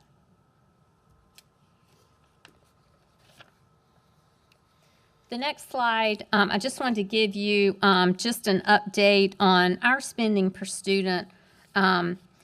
We are still have the lowest spend per pupil in York County. And I put at the bottom, we're also under, and this is based on the 2021 Insight data, which is on the state website. All the districts use this data because it is comparable in how it's calculated among all the school districts. But the state average in 2021 was $11,758, and our spend was $10,946. I pulled a couple other districts that I thought you might be interested in. And it certainly varies. And I'm just going to run down a couple of them. Horry County, their spend is $12,178. Lexington 1, which is fast growing like we are, theirs is $12,148. Lexington 5 is $13,669. Beaufort is $13,590. Richland 1 is $16,806. Spartanburg 7 is $16,620, and Fairfield is $20,656. Are those numbers that you're rattling off still from 21? Yes, Okay. they are. And That's we the don't- latest data that is out there for all districts.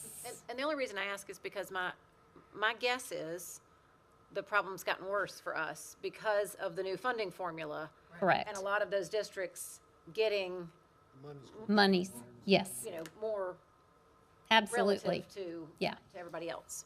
Okay. Yeah. Even for the other Yorks, right? I mean, Correct. I believe from last year when we did this with the funding formula that the increases.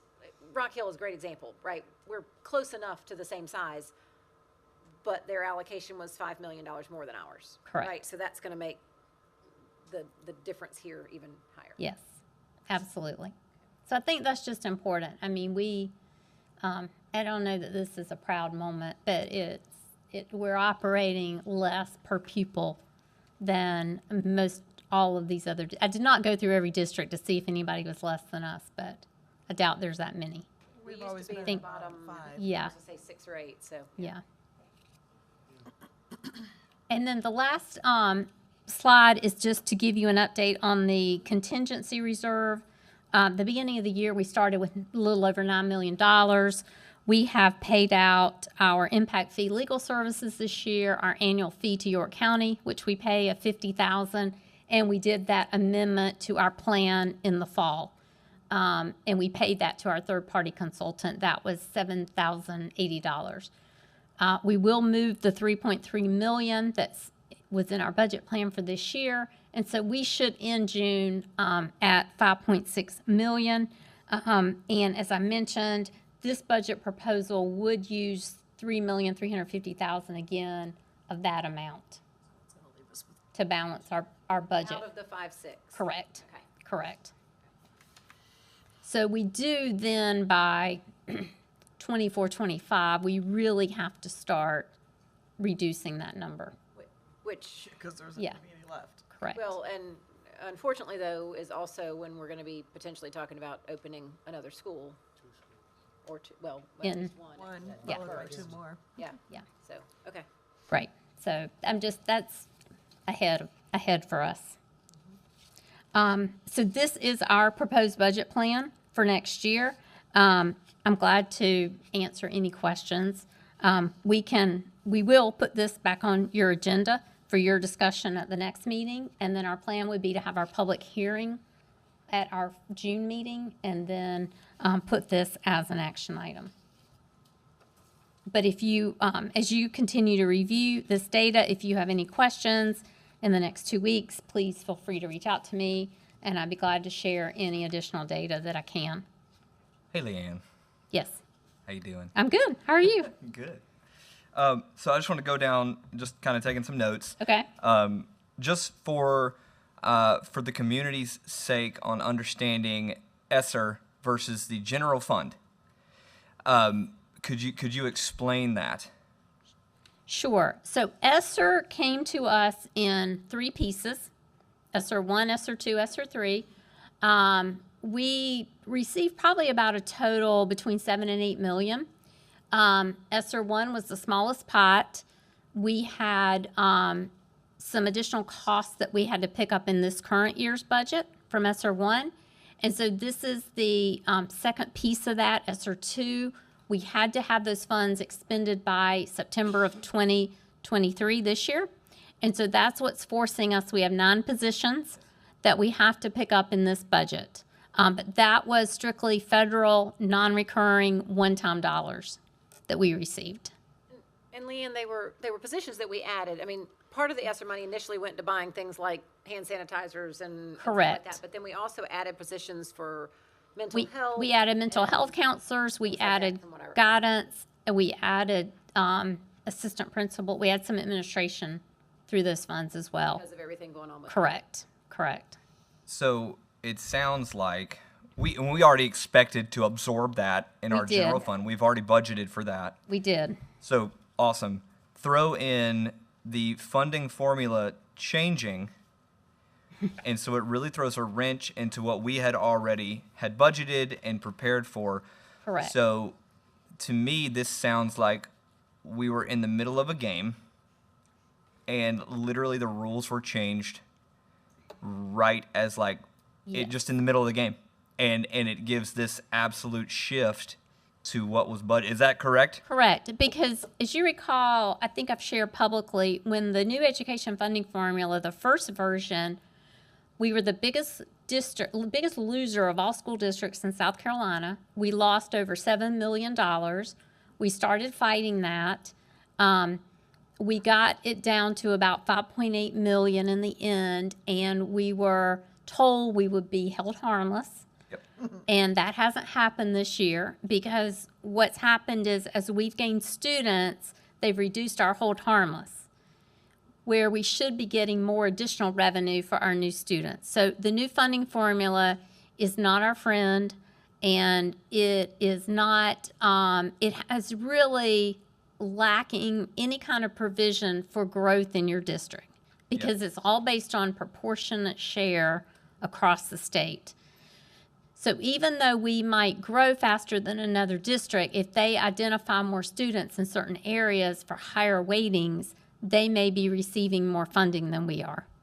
So to say is a fair assessment to say if we, just so the community understands, if we do no millage increase, we literally cannot operate as a district.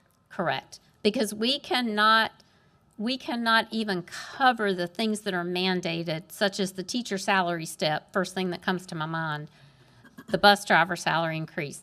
We cannot cover the things that are mandated with the current state funding model and with what we're projecting in local tax growth without a millage increase next year. And we couldn't employ the additional number of teachers. We could not employ the additional 25 teachers. So Correct. So I think that's really important for everyone to know that something definitely has to happen. And when we talk about finding pockets of, it was brought up like subscriptions,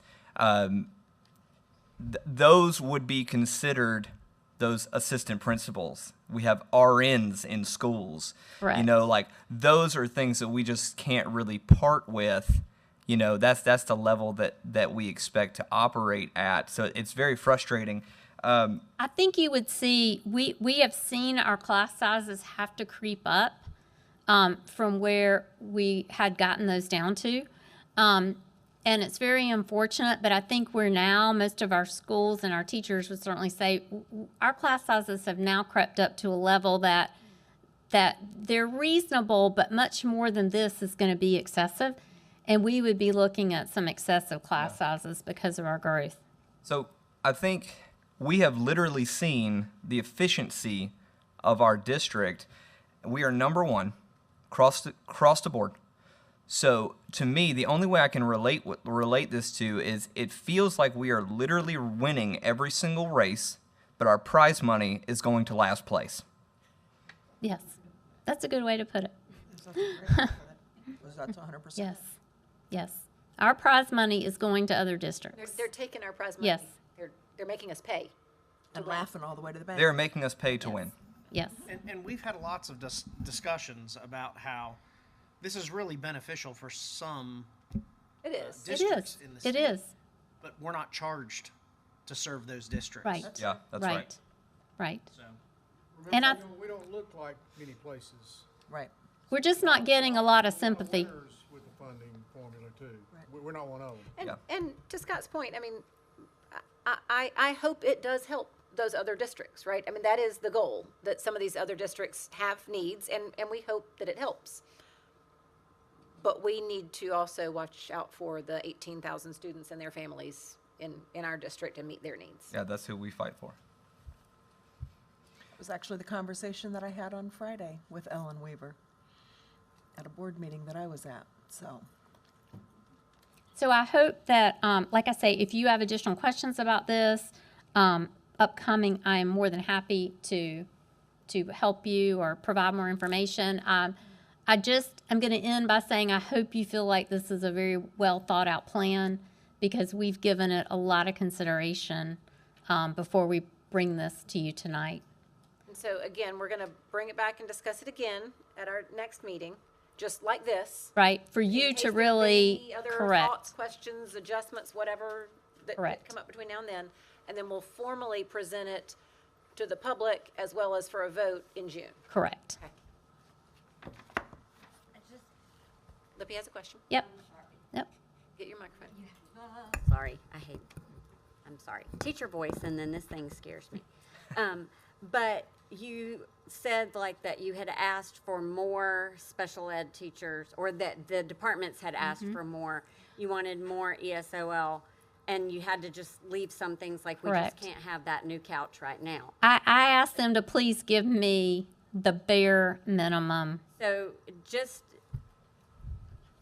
because sometimes it hurts, or it hurts less to know how much you're having to pay if you know what it could have been, right, or whatever. Do you have a number? Well, in total, the summary that I sent you, the total requests were 29 million. Okay, So we left 6 million unfunded.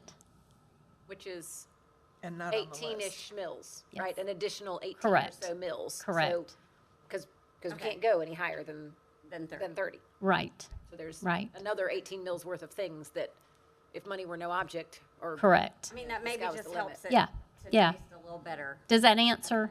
Yes, Okay. that's helpful to know, like, that was a lot on that spreadsheet, but. Right, yeah. All right, other questions on this topic for Leanne? I think you're going to keep going Okay, though, right? I'm going to keep going. So the year-end transfer, it goes hand in hand with some of the numbers that I've shared with you.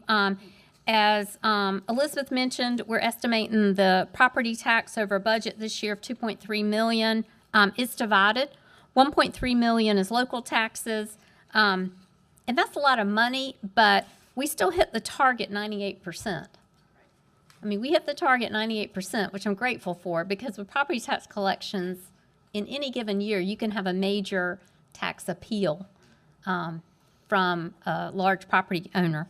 The additional million is from Tier 3. That's the Act 388 replacement funding for homes. What happens with that is we receive an original allocation, but then when the funds go to the county, it gets somewhat redistributed, and we benefit because we're the largest district. So we picked up an additional million in Act 388 state reimbursement money over what this time last year they said we would get. Have you factored what you expect now? I have factored the Into exact, correct. Okay. Yep, I have factored the exact number that they have sent me that we should get next year. We had a small amount from that new education funding formula, but it should have been larger because they reduced our hold harmless. So my net was only $443,000, and then we talked about interest income, which has been wonderful with the improvement in market conditions. So we are estimating $3.8 million to keep our 19% reserve. We would need to increase our general fund balance by $2,023,000. That leaves us available at this point $1,802,000 to transfer, because we just don't need our general fund reserve to go higher than 19%. Our policy, your board policy says we have to keep 16%, but from a cash flow, it benefits us to have just a little bit more so that we don't ever have to go out and borrow money before property tax collections come in. So if you look at the recommended uses of the funds, many of those you have seen in several prior years. The media center collection funding to maintain our compliance there, the small school capital. We had a lot of school furniture requests, so I pulled those out separately this year. That's $258,000. That can be additional classroom desk chairs, that can be front office, that can be conference room desk chairs, those type of things. You've seen the new classroom setups. That curriculum helps allocate that out to the schools that have new teachers where they need to buy some standardized classroom setups. The middle school athletics to help with their equipment replacement. Last year we started funding the athletic insurance. And then I've added $175,000 for athletic funds. I'm concerned about the cost of athletic funds. We are probably, and I will look at the final numbers this year and probably do another report to you on that. But I think we will use up all of our fund balance in our athletic fund this year. We just haven't been able to recoup adding that third high school. When you add a third high school and you add all those coaches. So the operating expenses of athletics is not being completely covered anymore by the income that comes in either with the $100 fees or the gate fees or whatever. Correct. Okay. Correct. It's running it down. So I think, the hope is eventually we would be able to increase our general fund allocation, our recurring dollars. We're going to need to increase that for athletics. But I did not put that on any of the category fundings for the budget. The next two items, Fort Mill High and Nation Ford, have both asked for funding for band instrument replacements. And then the last group is curriculum items. If we don't fund Category 4, you're going to need to see those other curriculum items that I pointed out on that slide added to these items. So these aren't duplicates of those. These are in addition to those. And then the last would be 400,000 that we could slide over to our contingency fund, knowing that we're going to have to pull 3.3 million. So the total is 1,802,142.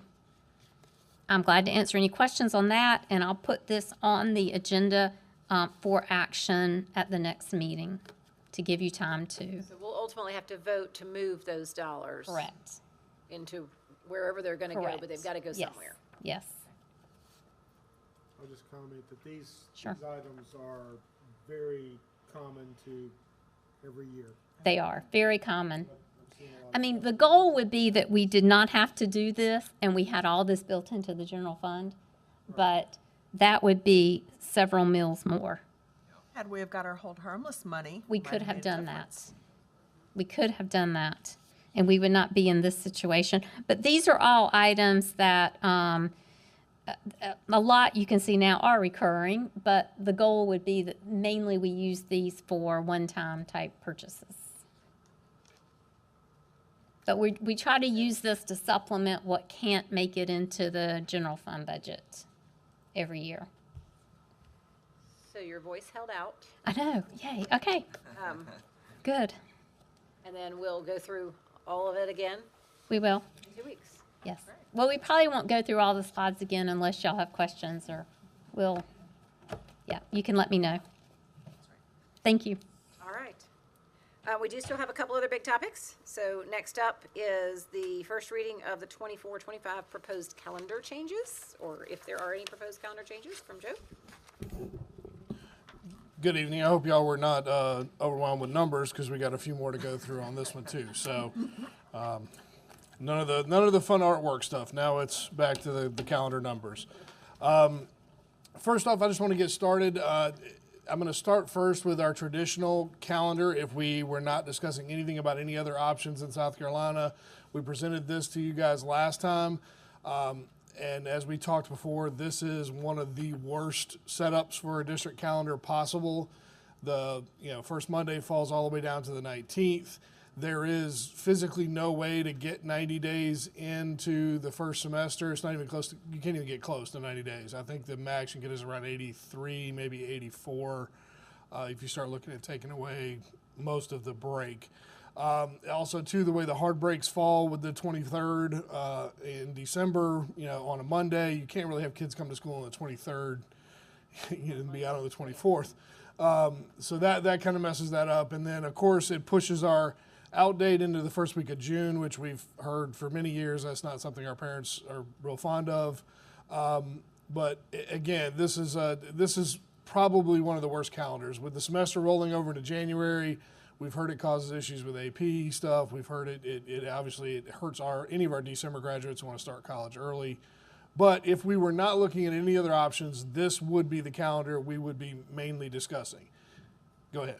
And we didn't vote on this calendar yet. No, we have right? not. We only went Yes. up through this coming year. Yes. So- So and again, I'm going to go back because I probably should have reiterated this for the public at home. We are talking 24-25, not this coming school year. That calendar has been approved for a long time. It is not changing. It is a traditional calendar like this one, but we're able to roll the semester at the winter break instead of carrying it over. So. And some districts did go ahead and make Some some districts changes to did. this upcoming year, but we Yes, are not talking about this upcoming year. No, there were a couple districts that went ahead and made the change for the upcoming year. So that actually benefits us because we're going to get to see a little bit about how things work and don't work for them. There are already districts that are currently doing a modified calendar now. I believe it's somewhere 20 districts or something like that across the state are already running modified calendars. So, and actually when we get to the modified calendar, we pulled a lot from what we saw around the state, and I'm going to discuss a few things legally how that falls as well too. But this is a calendar option still. So really when we get to the recommendation point, it will be a choice between whether or not we're going to go with this calendar or the modified calendar. We're hoping to maybe have some discussion about that tonight and be able to bring back one recommendation to you guys at the next meeting, but this is not off the table at this point. We did, based on our previous board meeting, go out and get feedback on the modified draft. We got feedback from our staff, we got feedback from our parents, and it was a very well responded to survey. It's probably one of the best responded to ones I've seen in all the surveys that I've done. So we're going to talk about that now unless you guys have any questions about this particular calendar before I move on. All right. So into the survey. I'm going to start with our parents first. We asked them 3 questions. We asked them first, how does the earlier start date impact you? And we did give them some instructions that if there is no impact, please respond, no impact. Surprisingly enough, that was the largest response that we got from our parents' side. I mean, 72% of the respondents, came back with no impact. So I want to say that now so that when you're looking at the percentages of positive and negative and other, and you're hearing the comments and the feedback, those are all from only about 27% of the population who responded. 72.8% of this question said no impact. So in this one, we saw a positive response, 4.15, negative about 20, and then the other was 2.3. And I'm going to give you some examples here in just a second of what that means, because it's subjective. We're reading your comments, and if they clearly have a positive tone or clearly have a negative tone, we're going to identify them that way. If they clearly have another tone and we can't figure out what your intent was, we're going to put you in the other category. So I'm going to give you some examples so you'll understand how that flowed through. And that's only on certain questions. Obviously, the no impact, there was no leeway on that. If they put in the instructions of no impact, they got included in no impact. For this one, for parent response, and most of these are what we overheard, these are representative of the majority of the feedback.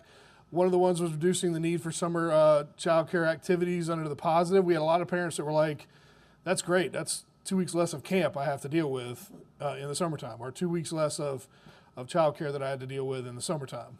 A large number of people thought that this was a great calendar because they want to do off-season travel, October, March. They thought that was a great thing because things are so expensive in the summer, it's so hot, it's hard to make the travel. This next one, this would be great. The summer's too long as it is now. We feel our child will benefit from a calendar change. That was kind of an echoed sentiment we saw from a lot of people that said their kids are just worn out at the end of the summer. They're done. They're ready to go back into school, or ready for something different. I wouldn't necessarily say any kids are ready to go back to school at the end of the summer, but they're ready for something different. This last one I think is fine since we're off. The weeks are pushed into the year. The time's not lost. This is more like real life. That actually was something that we kind of saw echoed from the positive side, was that, it kind of fit with how people, look at vacation time or look at their real life. Not everybody waits to just take the 2 weeks off in the summertime, that there are times during the year you take out, you have doctor's appointments, you have college visits, whatever, those types of things. Under the negative, I will say there are 2 that were the most responded to. Obviously, the shortening of the summer was the main theme, and there was all different reasons why people didn't like the shorter summer, but shortening of the summer was a main theme. One of the biggest ones was visiting extended family that reside outside of our area, because our school calendar doesn't match up with New York or California or the Midwest, or overseas was another big one. That a lot of people said this was going to cut down because the way their school calendars run, they don't start till usually after Labor Day, and some of them will end late in the summer, just because of weather patterns alone. I mean, it's just another issue. But the other thing about shortening the summer, we had a lot of people said that it was going to take away from employment opportunities and volunteer opportunities for their kids. If they're a camp counselor, if they got the summer job, that was something that was going to be shortened through that time frame. And then, of course, the high school travel sports was a big one in the summertime. How is that going to impact those club-type sports and things like that? I'm assuming a lot of them, if the majority of the districts looks like be the trend, go to a calendar like this, you're going to see a shift in those sports. But, as of right now, right off the bat, it is going to be a question. That also extended to our school sports. How is that going to affect with having to come back early for football camp? How is that going to affect our summer workouts going in? This was a big one, and I put it on here just because it was something that did come up a lot. Impacts to custody schedules for parents. Apparently, we do have a large population of people who have it written in their custody agreements, who gets who in the summer, who gets who during the school year. So we did see that a lot, and I added it because it was a recurring theme we did see come through, that a lot of those agreements would have to be rewritten to include either the weeks off or the changes. Or it would adjust the percentage of time. Or we'd have to adjust percentage of time, okay, these are some of the ones, and there were a lot more interesting others, but I'm just going to give you the ones that we wanted to put on here. Obviously, too early to tell if it impacts my family. Okay. The question: how does this benefit the student? I'm not sure if they're for or against. We'd love to answer the question though. Of course it will, but it's not all negative. All right, and then of course the start isn't the issue. So we saw a lot of just, yeah. Some people had a lot of fun responding. I'll be honest with you. Keep a few of them. All right, same question, staff response. This one was a little bit different. How does it impact start you? We were expecting this one to be a little bit different, but honestly, the no impact was still pretty high. I mean, you're well over 50% on this one. The teachers actually are a little bit impacted more than the students because they come back a week before even the students do. So their actual return would be right at that ending last week of July. There's a couple days in there when we see it in just a minute. But overall, like I said, more than 50% said no impact. Positive was low as expected. Negative, about the same as the parent one, and other was pretty similar. A little higher on this one. Some of the, you can see some of the stuff that we saw. Some people weren't sure if this would really impact summer slide, but they thought it would, and we had some that, didn't. Allows balanced semester. That was a big one, and I think that came up probably mostly from our high school teachers or teachers that are high school parents. Balanced semester was a big one. The impact of additional breaks was something everybody liked. Shorter summer break was worth the trade-off of having breaks during the year. The negatives was childcare. This was one we saw a lot, that childcare would be an impact in the summertime because you're going back early. You got to figure out what you're going to do with your kid. You're that week early and the school districts are not matching up like they normally do. So, you have to deal with it. Now, at the same time, you're generally always going to have to find out something to do with that week, even when the districts match, because the teachers in all districts go back early. But, we got that. Cuts into common vacation time with family out of state. That's another one we heard from the parents. Again, summer job. A lot of teachers apparently work in summer jobs, so they was going to shorten that opportunity and interferes with planned travel. The other comments are my family would have to move our family vacation, but no real big impact. My contract date would start 5 days earlier than the first teacher work day due to being a high school counselor. I'm not sure if they're happy about that or sad. Can't be of an impact on something that begins more than a year from now. There very well could be an impact, or there may not. If I had to guess, I would say this limits my ability to see my family. I agree. It's very hard to determine an impact for 2 years from now, but we're got the crystal ball out to see what we can do. Next question we asked them was, how will the additional breaks during the school year impact you? If there's no impact, please respond no impact. Again, over 50% with the no impact response. And specifically, we kind of felt like we knew where this was going to go. But honestly, I was a little surprised about the 23% positive versus 18 negative. I actually thought those would be flipped, about the same numbers, but I thought they would be flipped like they were in the earlier ones. I assumed that the child care issue was going to be the number one prevailing issue that would outrule a lot of the other responses, but that actually wasn't the case. Positives was people really were on board with this non-peak travel option. They thought it was great. More flexibility for vacation again. They thought the breaks were great for students to be able to, not be worn out and burned out by, long school year trying to pack in a semester. And again, the mental health piece was a big one that was repeated. Negatives, as we thought, was it was going to complicate arrangements with working parents. I think it would disrupt the learning flow. Why change what's working? And of course, it would be wasted time. There were a lot of people who did not feel like remediation was something anybody is interested in doing, or they didn't understand why we were going to have remediation for everyone if their kid wasn't being a part of it. And I get that. You got to figure out where you're going to be at with childcare, but that was the number one overarching negative. There was the childcare piece. It's difficult to say at this time. Prefer to be the same as surrounding districts. We'll likely have to get a babysitter or have to take off from work. However, we may be able to go on a family vacation. So I'm going to go with a little bit of both there. I want to talk about that surrounding districts real quick. That was something that came up a couple of different times and in different themes, whether it was positive or negative.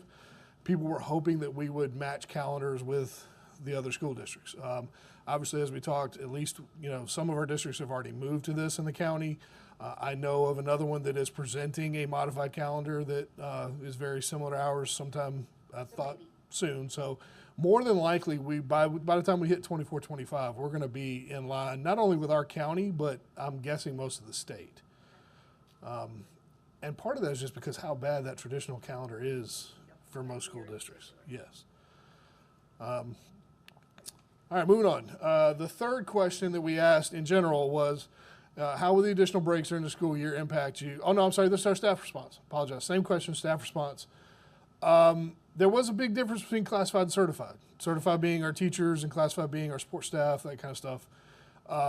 61% under the classified said no impact, and then about 40% said no impact on the certified teachers. So it is a little more split in our percentages here.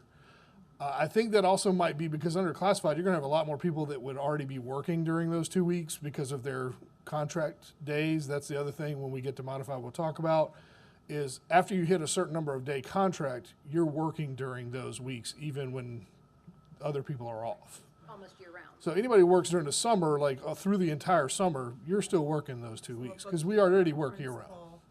Yeah, a principal, your school administration, district administration, those types of people, we wouldn't be off during those weeks as part of this. So I think that might be why you saw the no impact a little higher under the classified staff. Some of the positives that came back from this, again, believing the additional breaks would help with teachers and students to, refresh and focus. Huge impact on preventing burnout. Additional breaks potentially have positive impacts on students and alive for remediation during both semesters, because we did, in the one we presented you, we had a week in both. Negatives were, the 2 week breaks are, neither of them were going to be full breaks for the teachers. And I will say, when we made that initial draft, the reason for placing those there was trying to lessen the impact on the summer and the get out of school time. When we put the remediation weeks on a week where there's already a built-in day off for students, I only had to account for 8 student days instead of 10. Because if I put it on a week where there's no built-in day off for students, I now have to account for 5 in each semester. I think we found a creative way to look at that, which we'll see in a minute, but that was something that was a big response from staff. We even heard a little bit from parent too, that it was odd to have a remediation week, that teachers would still have to come into work on a Monday and then they would be off, so they couldn't really take advantage of the break. Yeah, without taking their own time off, putting in their own PTO. Learning loss, had a few teachers that talked about learning loss during the week breaks, that it might cause issues with pacing in the class. But again, that was not an overall one. That was just one of the higher ones we heard in the negative. Finding coverage for my family during those times, I'm not sure. I'm assuming that's childcare. We kind of, I put that one in there because it was one that I'm assuming was for childcare, and it was we wanted to make sure it was something that got representative, because again, we heard the teachers talking about if it doesn't match the other districts, they'll have to figure out what to do with their kid, while they're off or not working. There was some confusion about that, and that's part of why we put this in there, was to, I think there's still confusion about what it means. Worry more frequently and longer breaks will have an impact on flow in the classroom, like we talked about. Again, some of the others, would prefer the break in October instead of September, March, and February.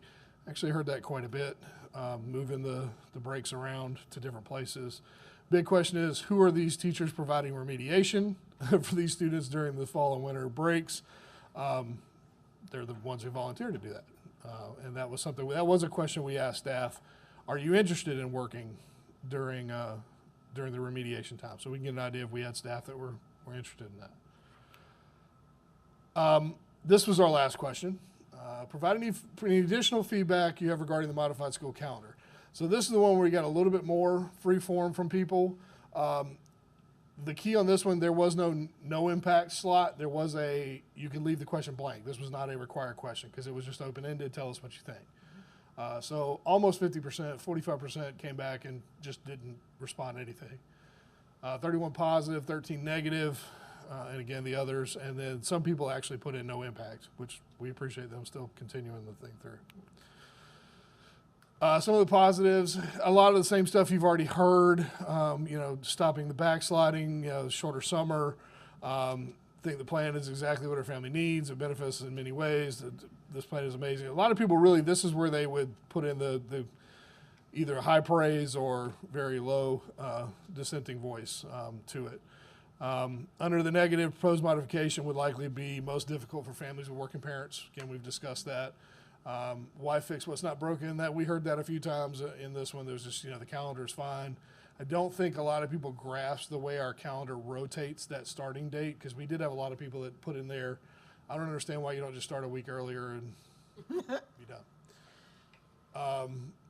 It would be difficult to cut 2 to 3 weeks off of that time, add kids or in activities. Again, that's something we did hear about, how is sports going to work? How is camps going to work? How is that kind of stuff work during the school year, during those remediation weeks when schools are technically closed? I'm assuming they'll work a lot like they work during spring break or even during winter break, because we still have sports that go through there for that option. But again, some of that's going to have to be determined by high school league, especially when you get up to the competition sports at the high school level. And then again, in the other, not exactly related to the calendar, but the start time of the elementary school needs to be changed. It's too early for the kids and extremely hard on their bodies. And then again, unclear what remediation time means. Would love to see some time added to the winter break. So that's kind of how this broke out for that one. And again, I want just the staff response to the same question. It was kind of interesting. The percentages worked out about the same as they did before, except under certified this time, the negative and positives were pretty split. Blank was something they didn't leave too far off. Again, mental breaks, positive change resulting in teacher burnout, or returning less teacher and student burnout. Great for students and teachers. I want to stay with the traditional calendar. People thought it was awful, not fair for families who would look forward to summer break, would not agree with the change. And then we did have a few people that actually wanted us to move to a full year-round calendar under this, which I can't imagine that would ever happen. Again, questions about what exactly are the remediation days. People just told us they were not qualified to teach remediation. So interesting responses on those.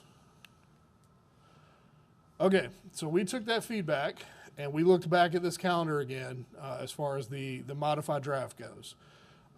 It's still very similar to what it was. What we did do that answered several of the feedback questions or feedback responses we got, and actually after talking to Peter, one change to the October week actually made it easier for some grade-wide second grade testing that takes place during that time frame. What we did was mainly we moved the October week to November. And again, this is an even year, so we are required to have that Tuesday off. That Tuesday's always been one of the weirdest days because you come to school on Monday, you're off on Tuesday, and then you're back Wednesday, Thursday, Friday. So what we thought was that might be a great spot to put that earlier week to meet that teacher need that was out there. It met some of the needs for moving that week that we heard about in the calendar. And again, that second grade testing window was right around that area where we had that week before. So moving to November actually does help out there. I will say this, from the drafts that I've seen of the 24-25 calendar, our start date pretty much would match up with some of our other districts. Our winter break would match up. Our October date would not match up, at least in the drafts I've seen. Again, I don't want to speak for any districts that are still putting their stuff together. The drafts I've seen, that week was still left in October. But the week that we moved from March to February does match the drafts that I've seen. And again, it would accomplish the goal of helping the teachers out with getting that. We already have a built-in holiday right there on the 17th. So we're able to do that. That was one of the requests that was made, was moving that week up into February by a lot of our parents. I'm not sure if maybe that's a really off-peak time to travel, but that was actually a pretty high request. The spring break week, I originally considered moving that from the week after Easter to the week before Easter, just to help cut down on a little bit of the timing between February and April. I left it there because all of the drafts that I've seen from all of the districts, that's where spring break is going at. And that is a request we hear even for our traditional calendars. Please make spring break match up to the other districts. So that's something that, and looking at the drafts I've seen, all of the districts that have that same kind of run, with the exception, one of the drafts I've seen goes well into June with their ending date. I think it goes all the way to that ending of the first week because they just added a couple of days into March as extra days off to break that up. I didn't do that because we were trying to meet our goal of being out by the end of May, which obviously this calendar does that. Last day of school would actually be the 29th, and we would graduate on that 30th, Friday, May 30th. So we'd actually even be out before the Memorial Day Saturday, which is something else we've gotten a request for. Other things in this calendar, just so you guys are aware, we kept in, there's still the early release days. We still have our normal 3 half days. We still have built in our weather days, required by law, all of that stuff. Can I ask, Yep. in the newer idea where you moved the remediation week to November, would you consider moving the early release day to be somewhere in October instead so that there would be Sure. sort of a shorter week somewhere Yeah. in there now that, right? Yeah, and that's something we could do. We can move that. Part of the reason it's there was it's technically like the end of October because of it falls on the Friday, the last week of October. So that's why it got placed there. But yeah, it could certainly move. I would assume probably a lot of teachers would love to have an early release day. Well, if you want. The whole next week? Yeah. No, what I was going to say they'd love to have it on the 31st because of the Halloween, but that's a Thursday. We have stayed away from putting early At least releases where on. it is now, they only have to deal with kids for a portion of the day. Portion on of the day, after, yes. after Halloween, so Yes. maybe it works. There was actually a comment about, could you please put remediation during Halloween week? I'm guessing that was probably an elementary student teacher. So again, all of our normal standard traditional days are in there. We're still required by law to do the other stuff, the weather days, the half days. We're still required by law to do all that. The State Department's actually made that clear when you submit your calendar. It's got to have that stuff in there. The only thing the modified allows us to do is change the start date and move the calendar around. So the real difference between this version and the one before is the timing of the remediation weeks. Yes. So that teachers can take advantage of the full week if they are not doing remediation. Yeah, teachers can take advantage of it. Again, that testing window in October, and then that was something that we did hear from our parents too, especially not so much with the November one, but with the February one, everybody was saying, why don't you put it in February, which I thought was interesting. I would have thought March would be more. I would have too. Yeah. And again, everybody had different ideas about where this should go. I don't want to make it sound like everybody said put it in February, but there was, there were people that said, hey, put it later in March, put it in February, get rid of it, all that stuff. So it was all around the board. Again, remediation, and not that I'm questioning, but our intent, since that seemed to be a recurring question, is that those students that are struggling, whether it is a single subject, multi-subject, or otherwise, and all grade levels, that remediation is to help do exactly that. Remediate, get them back on task up to wherever they're at. And in the case of the fall, you've got about 5-ish weeks, 6 weeks, I'll call it 5 because of Thanksgiving, to get ready for finals.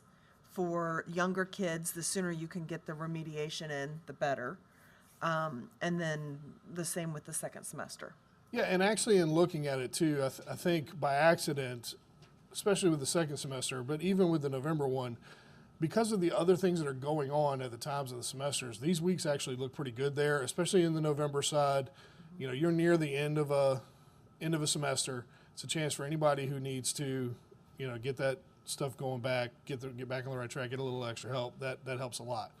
Having the remediation early in the second semester also, I'm not sure is a bad thing because of all the other events and things that take place in that semester. The state testing windows are in that semester. You got proms and stuff that are going on. You got college visits and things going on. So possibly even having that, and it's not as early as you think. I mean, it's still, 6 weeks? 7th week of the semester? 7th week. So, I mean, it's Quite midpoint. it's not quite midpoint, but it's close. I think the thing we can answer is, and I've talked to other superintendents about it that are going through it, of the 18 districts or 20 districts that are going through it right now. Peter, I think we're talking about the bottom quartile, maybe inviting them to remediation. Is that roughly reading math? I mean, okay, so we're talking about inviting those kids, not making them. You can't require them to come. So the big thing that's happened so far I know in Fairfield and some other districts, not many kids came to remediation. These are in districts where you would think they would have. I'm thinking a Fort Mill's not going to have a big appetite. I mean, just if I'm betting that quarter, you know, I'm thinking we're not going to have a lot of parents who are going to want to put their children. But I may be wrong. Hope I eat my words. Well, we did actually have a question for that on our survey, and I can tell you, of the people who answered it, let me pull the number up real quick. Of the people who answered that question, we asked everybody, it was a simple yes or no question, you know, would your student benefit from remediation? Now, again, everybody might say yes, but they're not going to, you know, when it comes to taking that vacation or sending their kid in remediation, they may take the vacation. But of that, we had about 56% of the people said yes, that my kid would benefit from remediation. But again, I mean, you know, you might answer that in a survey, might not send them, or you might send them. All I'm saying is that's one reason we're selling it. Yeah. The truth will be in the pudding. It is a good break for teachers and kids, and I'm predicting it'll be. I just don't see big numbers of parents wanting to put their children in remediation whenever we have it. What was our counts for the summer camps the last 2 years that we've had, Peter? Elementary, we're around 300. 300 out of 5,000. Not quite. More than that. I think it's a well-intentioned idea. I'm just not sure. And I think, practically speaking. and again, I don't want to speak for our principals or our teachers, but I mean, I heard other ideas banded around, like especially with the February one, maybe using that as a credit recovery time or leading into some stuff like that to help out some of the high school age kids. That kind of stuff was, you know, to kind of find a window to get that done before. Could also the end turn of the into year. SAT, ACT prep. Yeah, it could too. So there are a lot of options, and we did actually ask our staff too, are you willing to work during that time? And it doesn't sound like a lot, but I think it was like a 30-something%. I have to look back at the number. Yeah, of our certified staff, it was about 30% said, yes, I'm willing to work. But when you look at the number, that equates to 369 teachers. So, I mean, I think we could probably figure out how to do it with that many teachers willing to do it. Is there a cost to that? So there would be a cost. All right, so that's the one thing I want to make sure everybody understands. And I want to say this for our public too. Both staff and student, again, when I'm figuring these weeks out, I am taking 2 weeks out of the summer and I am putting it into the school year. So that does not make the school year more than 180 days. That does not add 10 days or 8 days to anybody's contract or anything like that. If you don't already work it in the summer, you're not working it during the school year. Unless you would like to come in and be a remediation teacher. Now, some of that stuff will have to be figured out. You know, a lot of that, again, school administrations are going to be working those weeks. So we'll have to figure out. Teachers are not. Yeah, teachers are not. So we'll have to figure out how that's going to. Where's Leanne? Did you put that in the flow. budget, Leanne? 2 Yes. years, we got time. She's got 2 years to figure that one out. We're gonna find a Yeah. magic pot of money somewhere to do this. Come on. Well, So- and if And again, it might not be all day. It might not be every day. It might be. It just depends on the response and the programs that these guys put in place. And if it's a minimal number of people to take us up on it, then it's a minimal number of teachers needed. Yeah. Hey Joe, can you remind me? Do we? I think you've already answered this in previous, but are we providing transportation if they are using the remediation? We have not discussed that at this point. Right now, it's just a matter of these are the weeks that it would be at, and then we would have to look at it. I think We don't. That for would be summer an added school. cost. Yeah. I would think it's going to be similar to a summer school, but I don't know. I'll be honest, that's somebody else's department. Okay. But yes, that is a question. And again, part of the reason why we're doing this for 24-25 or looking at this for 24-25 is to give us time to figure out all the answers to these. I don't know how any district made the transition to it this coming school year with less than like 6 months to put this together. So They weren't losing money from the state. Let's put it that Possibly, way. yes. Right? That Co- too. just a couple takeaways. What I do like is this gives options, right? Like options are always a good thing, which we don't have right now. Now, and I'm just looking at the parent response examples, and I'm kind of just drawn to one specific on the negative of why fix what is not broken.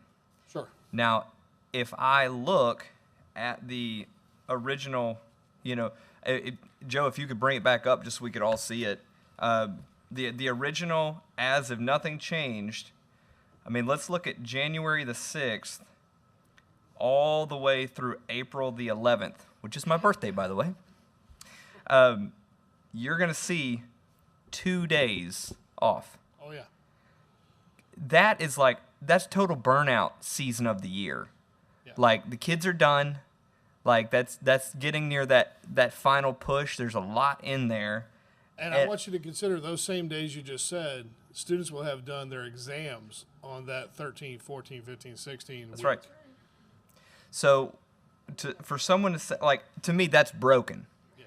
We've been putting Band-Aids on it for a long time, but it is absolutely broken. Yeah, the option with this calendar is basically totally throw off your semester balance and honestly make it unfair to a lot of our students, especially those that are competing for, class rankings and other things like that. And quite frankly, shortchanging kids to go that short a semester. And then there's also the danger, and this almost happened a few years ago to another district. Yeah. They went with an 83-day first semester, and then we had snow, rain. I think there was a hurricane that came through, and they were in danger of not even meeting enough days and having to change their calendar to go over into the next. You have to have a certain number of Yeah. seat minutes. Yeah. Yeah. So that's always one of the things. And I'll be honest, and I'm perfectly fine with saying it, this is screwed up in Columbia. That's right. And it's been like that for many, many years. And the districts have just not had the freedom to be able to set a start date where we'd like to. And there's been no traction along So those lines. And I know you were going to get to it, but let's just get to it now. Sure. Because the Greenville draft model that you sent us just kind of looks like it's just ignoring Columbia. It is. And it has built a schedule that actually looks pretty good. You're right. I won't say they're ignoring Columbia. What I think has happened is that they have found that the remediation was not ideal for them. So they created a year-round calendar that did not include a remediation. And that is something I did want to talk about here, and I'm glad you brought that up. I'm going to go back to our remediation slide here. Come on, there we go. The state law, where it has all of these very specifics about the traditional calendar, and it lays them all out. That sentence about the third Monday ends with, you must start on the third Monday unless you're using a modified calendar. Period. And that's it. There's no, with all of the things that are laid out in the law about what goes into a traditional calendar, there is nothing about a modified calendar. And the State Department has made it very clear that they do not have any, according to the law, there's nothing in the law that says they have any oversight about what constitutes a modified calendar. Now, when we built this calendar, we did what we always do. We thought we were looking at a modified calendar that would offer some extra benefit to our students and to our staff. And that's where we had a lot of conversations in cabinet about it, about adding these remediation weeks to truly make an effort to make them something better for our students and staff and community. Now, they may not work, like Dr. Epps said. It may be in 24, 25, nobody wants to come. But then again, there may be a large group of people. But I agree with you that calendar you're looking at looks a lot like what everybody's just been asking for many, many years. And they called it modified. Right. Yes.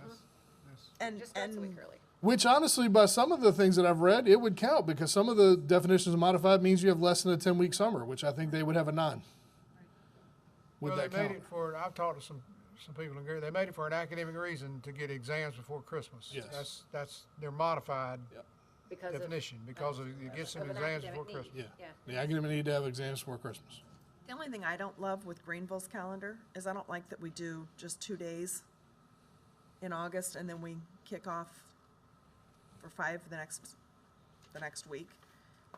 Yeah, and actually, I mean, there are some So actually, if you ask a lot of our elementary and even some of our middle school people, they would love for us to start on a Wednesday or Thursday. Yeah, it's They a would long love first it. week for kids after being I guess I could loose see for the 3 summer. days, but I just think 2 days is, you know, if you're gonna be the And part of parent that- wants the vacation time and making the comment there, to have to be back for that 5 days. Got to be a week or nothing. Kind Well, of. in the olden days, We did it we before. did 2 and 3, and they loved it because of the young children. So Chrissy's exactly right. Whether that's right or wrong, that was the. Now, and the other thing too is it fits perfectly with 90 going out to the 20th, and honestly, it means your teachers technically don't come back till the 1st of August, not in July. And you probably will have less attendance on those 2 days for those who want to take a really late summer vacation. But Yeah. it's at least it's only 2 days then. Right. Yep. We're already at the question part, so I'm gonna leave this up here. Yes, and again, I provided the Greenville model to you guys just so you guys would see what it would look like. But I agree with you as far as what I it mean, looks to like. me, the real question is, do we believe we need and would put to good use the remediation time? Because if so, the mental break and the remediation are clearly reasons to do something like that. But if we don't believe it's going to be highly beneficial, How many high school kids? then this calendar looks great. I'd like to just see how much it costs. If we Well, have to there's that. if there's transportation involved, if there's people, we have to fund it, right? Yeah. I mean, just do a cost analysis I on mean, it. there would definitely be funding for the teachers for sure, whether we do transportation or not. Days of some number of You staff. gotta do transportation. I mean, dependent upon what the day looks like, there may be student nutrition involved in it. That's always a possibility too. Yeah, you got to feed them the whole Yeah. thing. 'Cause I mean, to me, it just take a week off. You know, just enjoy a week. And we had people that said that It's a too. mental break. Yeah, we had people that said that too. I just think we originally looked. Like we don't do well, we have summer school, but like we don't like force like remediation during summer, and so that's kind of we like have opportunities. They have opportunities for it, but we don't force anything, but yeah. I will say, looking at the Greenville model, they do, while it's not a full week, there is a longer, it's a partial week at the beginning of November. It's not the full week like in our purple one, but it's. Yeah, and that's there because the election day. Right. So there is, again, a mini vacation, mental break, travel, whatever, that's not Thanksgiving, it's not Christmas. But then they didn't have Good Friday. Yeah, their spring break. I don't know, actually. I'm not sure what their calendar looked like. I have it on this week just because, again, to continue to match the rest of our. We don't have Good Friday. Yeah. That's not Good Friday? Well, it's not a day off. None of the drafts in our calendar would include Good Friday because everybody has the week for spring break the following week of So it's April. Monday, but not Good Friday. What was the 18th? It's an early release, a couple hours. And there are, the good news to me in a lot of our calendars is there are several long weekends between Presidents and Martin Luther King weekend and those kind of things that already occur in our calendar in January, February, just not. Yeah, I mean, we have teacher work days that back up to some of those holidays. We tried to strategically place the early release days to make it feel like a 3-day weekend, those kinds of things too for students. So really tonight, what the intent of this was obviously was to present the traditional draft to you guys and the draft based on the feedback, and then kind of hopefully narrow it down to what we want to bring back to you at the next board meeting as a recommendation. If we need to go into further discussion about that, we certainly can before we bring back a recommendation. We can go to 2 meetings. We got 2 meetings left. Yeah. We've got at least a couple meetings left. Yeah. If we have to. Well, I don't mind the Greenville calendar. my question is, and I know you're leaning on us, is I would like to see, the rationale for why the administration would recommend. Right? Do we feel this data is supporting that remediation? Right? Well, I don't 'Cause you think look we don't have the data on remediation. We just don't. There's. But I don't think you necessarily use the data. I think we're going to need to see the numbers. I think we're going to need to, You know, because it's a little bit misleading. You know, how many parents where both parents filled out a survey are going to answer the same way, and is that 56% really indicative of 56% of our parent population? It's probably not, right? You know, so. You know, I think what the 72% is no what is impact is the probably closer to administration leaning towards recommending? I mean, like, does I think at this time, and Dr. Epps can yell at me tomorrow, but I think at this time we are leaning towards a modified calendar. And I'll be honest with you, the main goal of having those balanced semesters is probably 80% of the reason we're leaning towards that calendar. But which one are you leaning towards is what he's asking. Are you leaning towards is the Greenville model on the table? You're the for board, everything is on the table. For a non-remediation modified calendar. You're asking me. I mean, the answer to that question would be yes. I mean, that calendar's already been approved and out there by other boards, not just the. Well, and I know conversation that I had with some of the district people that are doing the modified calendar. You were right on when you said it looks like they're just thumbing their nose. They are. That's exactly what they're doing, because the State Department and legislators have kind of said, well, we don't really have a, if you do this, then that. I would never advocate that this board does this. No. But if we're going to look at remediation, right. Making sure that we can get our finals in before kids go away for break, I think that's a good rationale to use. Agree. So I guess what I think I'm hearing is that for our next discussion, which doesn't have to be but could be a vote if we're at that point, we would want to know financially what would the impact be. And I know you don't know how big the remediation would be, but you can at least guesstimate how many you would. How many does it need to be worthwhile, right? And if that's how many it needs to be, then that's how many teachers it needs to be, and is it, some of that kind of thought, and what would that cost, so that we can see that.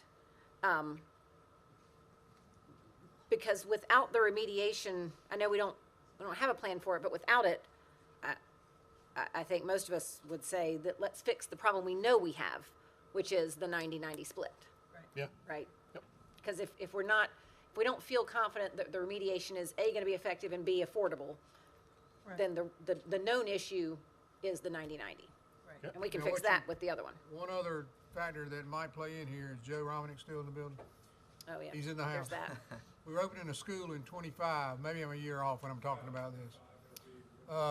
If indeed you went with the Greenville model for one more year, that would give you a longer summer, I believe. Am I saying that right?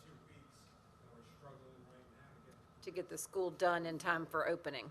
So, I mean, we may be in a little different situation than York and Clover right now, and Rock Hill even, but I think teachers, you ask my opinion, I think teachers and our staff, I'm probably the only one that kind of warms up to the Greenville model. Our staff likes the break. I believe I'm speaking for all y'all. Y'all kind of looked at me like I was a third head in the room. For teachers and hopefully remediating some kids. I just have questions about how many kids are going to participate in remediation. And I don't know that until we do it. So. But the teachers, even the certified staff, it indicated that yes, they would want the break in the middle of the year, but not at the expense of starting earlier. Right? I mean, that's really what the data shows. Mm-hmm.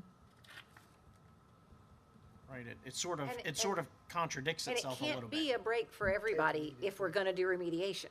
That's right. Right? Because we can't remediate unless we have staff to do the remediation. So that they have to choose to do. Right. Pros and cons. All right, so I think next board meeting we'll look at, or at a future board meeting we'll look at coming back to you guys. We'll try to come up with some data on what this might look like cost-wise, or at least everything that's going to be involved in it. Thoughts about remediation, how it might work. Yeah, how that might work. And then also, too, I'll do some more research on the other model and see where it might fit better. And other districts that might be doing something similar besides Greenville, is it starting to pick up? It's starting to pick up. And again, right now, you're only seeing, I think it's around 20 districts out there that are currently using it this year. But we already know of a large number of them that are planning it for next year. Now, the problem is that some of them don't do like we do and plan 2 years out. They're just now getting their calendars out for next year. So I have no idea what they're going to look like.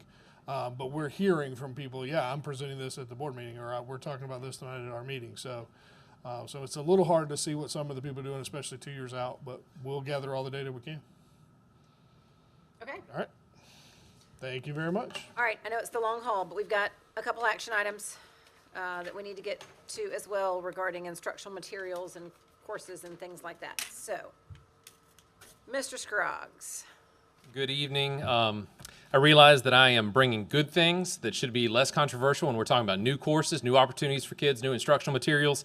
I put a lot of time and energy into the presentation, but please don't judge my speed with which I go through it as a lack of effort. I just want to be respectful to you and the people in the room. And again, I think I'm bringing heaters. I'm here to close the game out.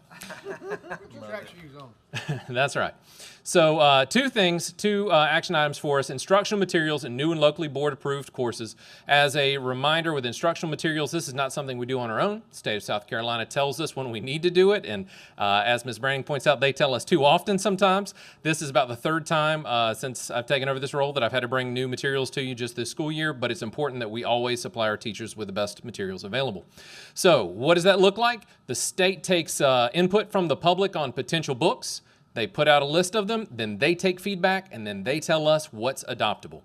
So none of this is locally selected material. It's all the state providing it to us, and then our teachers select what's going to be best for our students. We look at it through the lens of the South Carolina profile of a graduate. We look at what is going to connect it to state standards, what's going to give us those world-class skills and knowledge, readability for our students, digital resources, interest, appeal, things of that nature. What's really going to engage our students, prepare them for the real world, college, whatever comes next.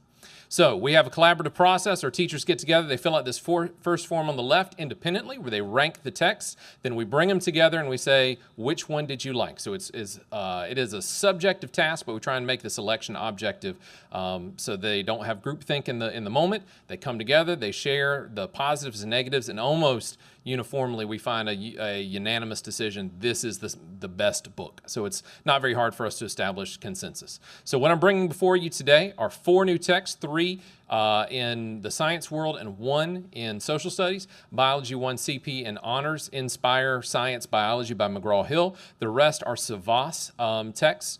Biology 2 CP, Biology Concepts and Connections.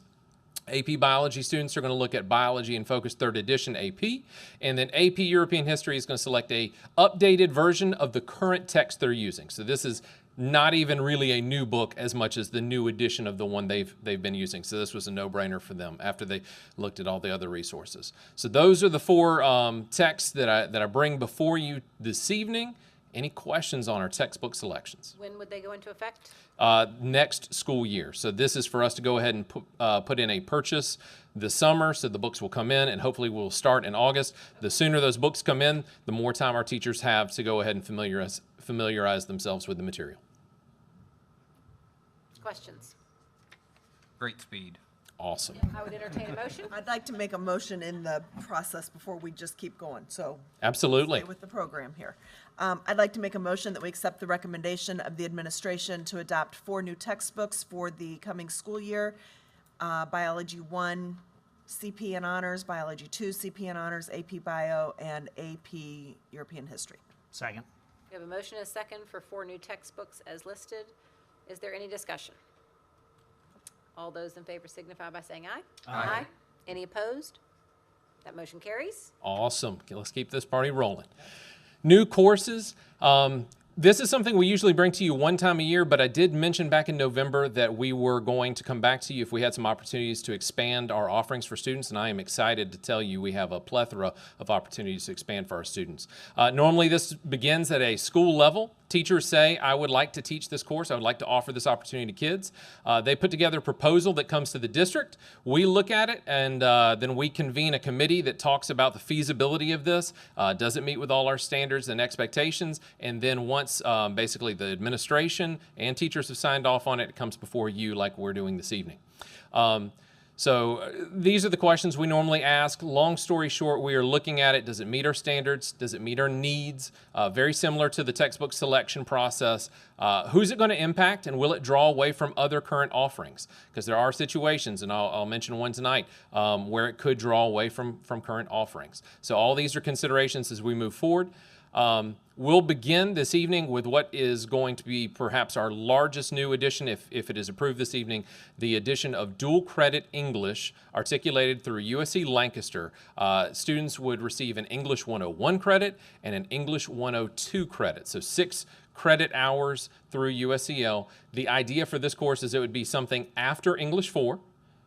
We do have a rigorous senior year expectation that all students take English and math their senior year. So for students who've maxed out, those students who took English 1 in the 8th grade and are done by their junior year with 1, 2, 3, 4, this is something between AP and English 4 that we think all of our English 5 and English, CP and honor students will have an interest in. Not all may choose to take it. Some may want to go forward with English 5. We think that giving students 6 credit hours for English 101, 102, the opportunity to go in with maybe some general ed requirements knocked out will be a fantastic addition. I want to point out some important things about this one in specific. This is articulated through USCL, and there's a Commission on Higher Ed sets a cap on how many hours we can articulate with them. We are at 26 hours of the 29 max right now. So to add 6 hours presents us with a problem. We have worked with USCL. They are appealing to CHE to exceed that cap. In the interim, our workaround is this. In the meantime, we're going to recommend this evening that we add English 101 and 102 by reducing our lowest dual enrollment program, theater, from 6 credit hours to 3 credit hours to stay under the cap and serve the larger group. I don't believe I gave you the exact numbers in your packet, but I can share with you that we have 15 total students across all 3 high schools in the theater program. And looking at our English 5 numbers, we have 198 total students. We believe that's going to be very close to that number, so we think there's going to be a lot of students doing that. The goal is not to take away from the arts. Certainly, we're going to provide them those 3 credit hours, and we're going to work to make sure that they stay. You have to have 6 hours to receive the LTAP, Lottery Assistance Funds. We're going to work to see if we can pair that up with our existing credit hours to make sure they still qualify for that. So if we can pair that with sociology and criminology in the junior year, they have 9 hours, they can still get it for free. And if we do it with English 101, 102 their senior year, 9 hours, they can still get it for free. And that's paid for out of the education lottery funds. Yes. So our families, our students do not pay to earn those credit hours. So long as they meet those LTAP requirements, and usually it's residency is the big thing. How long have you been here? Okay, so that's just serving as the bridge until the appeals gets answered. Yes, they have USCL has suggested to me that they think that it will be allowed. We're still, instead of 6 credit hours, providing 3 credit hours, like we would trim one theater 170/200 to maybe just 200, which is theater appreciation. We can guarantee we could offer those 3 credit hours. We could not guarantee the 6. Okay. If the appeal comes back no, is this just the answer? No, we would continue to look for workarounds, Okay. maybe articulating through another university partner such as York Tech. York Tech has different rules on it being a technical college than USCL. Cool. Any questions about that one in specific, I should say, because that's maybe our most complex. All right. These, there's a lot of them, but it's really simple. We already offer these courses articulated through York Tech, but they only receive a dual enrollment college credit, no Fort Mill School District Carnegie unit. So what we have articulated in agreement with York Tech is to add a high school credit as well as these college credits. And you may look at it and go, why are some of them 3 hours, some of them 4 hours? Well, that's just how much these programs work. So looking at auto collision, there's one 3-hour credit course. We're now going to give them a high school credit course that's dual credit weighted. So that's going to be an increase for their GPA that was previously not reported. Yes, sir? And I just want to add, most every other district that we know of already does that. Does They that, get dual okay. credit. We started with dual enrollment, so this would really put us in line with most every other district. Right. Yeah, and definitely dual credit is the preferred by students and families because of the opportunity to get the college. One of the biggest advantages is you only have to pass the class to get college credit as opposed to AP that you have to pass the test with a 3, 4, or 5. And even then, the college may or may not. If it's accepted. That's right.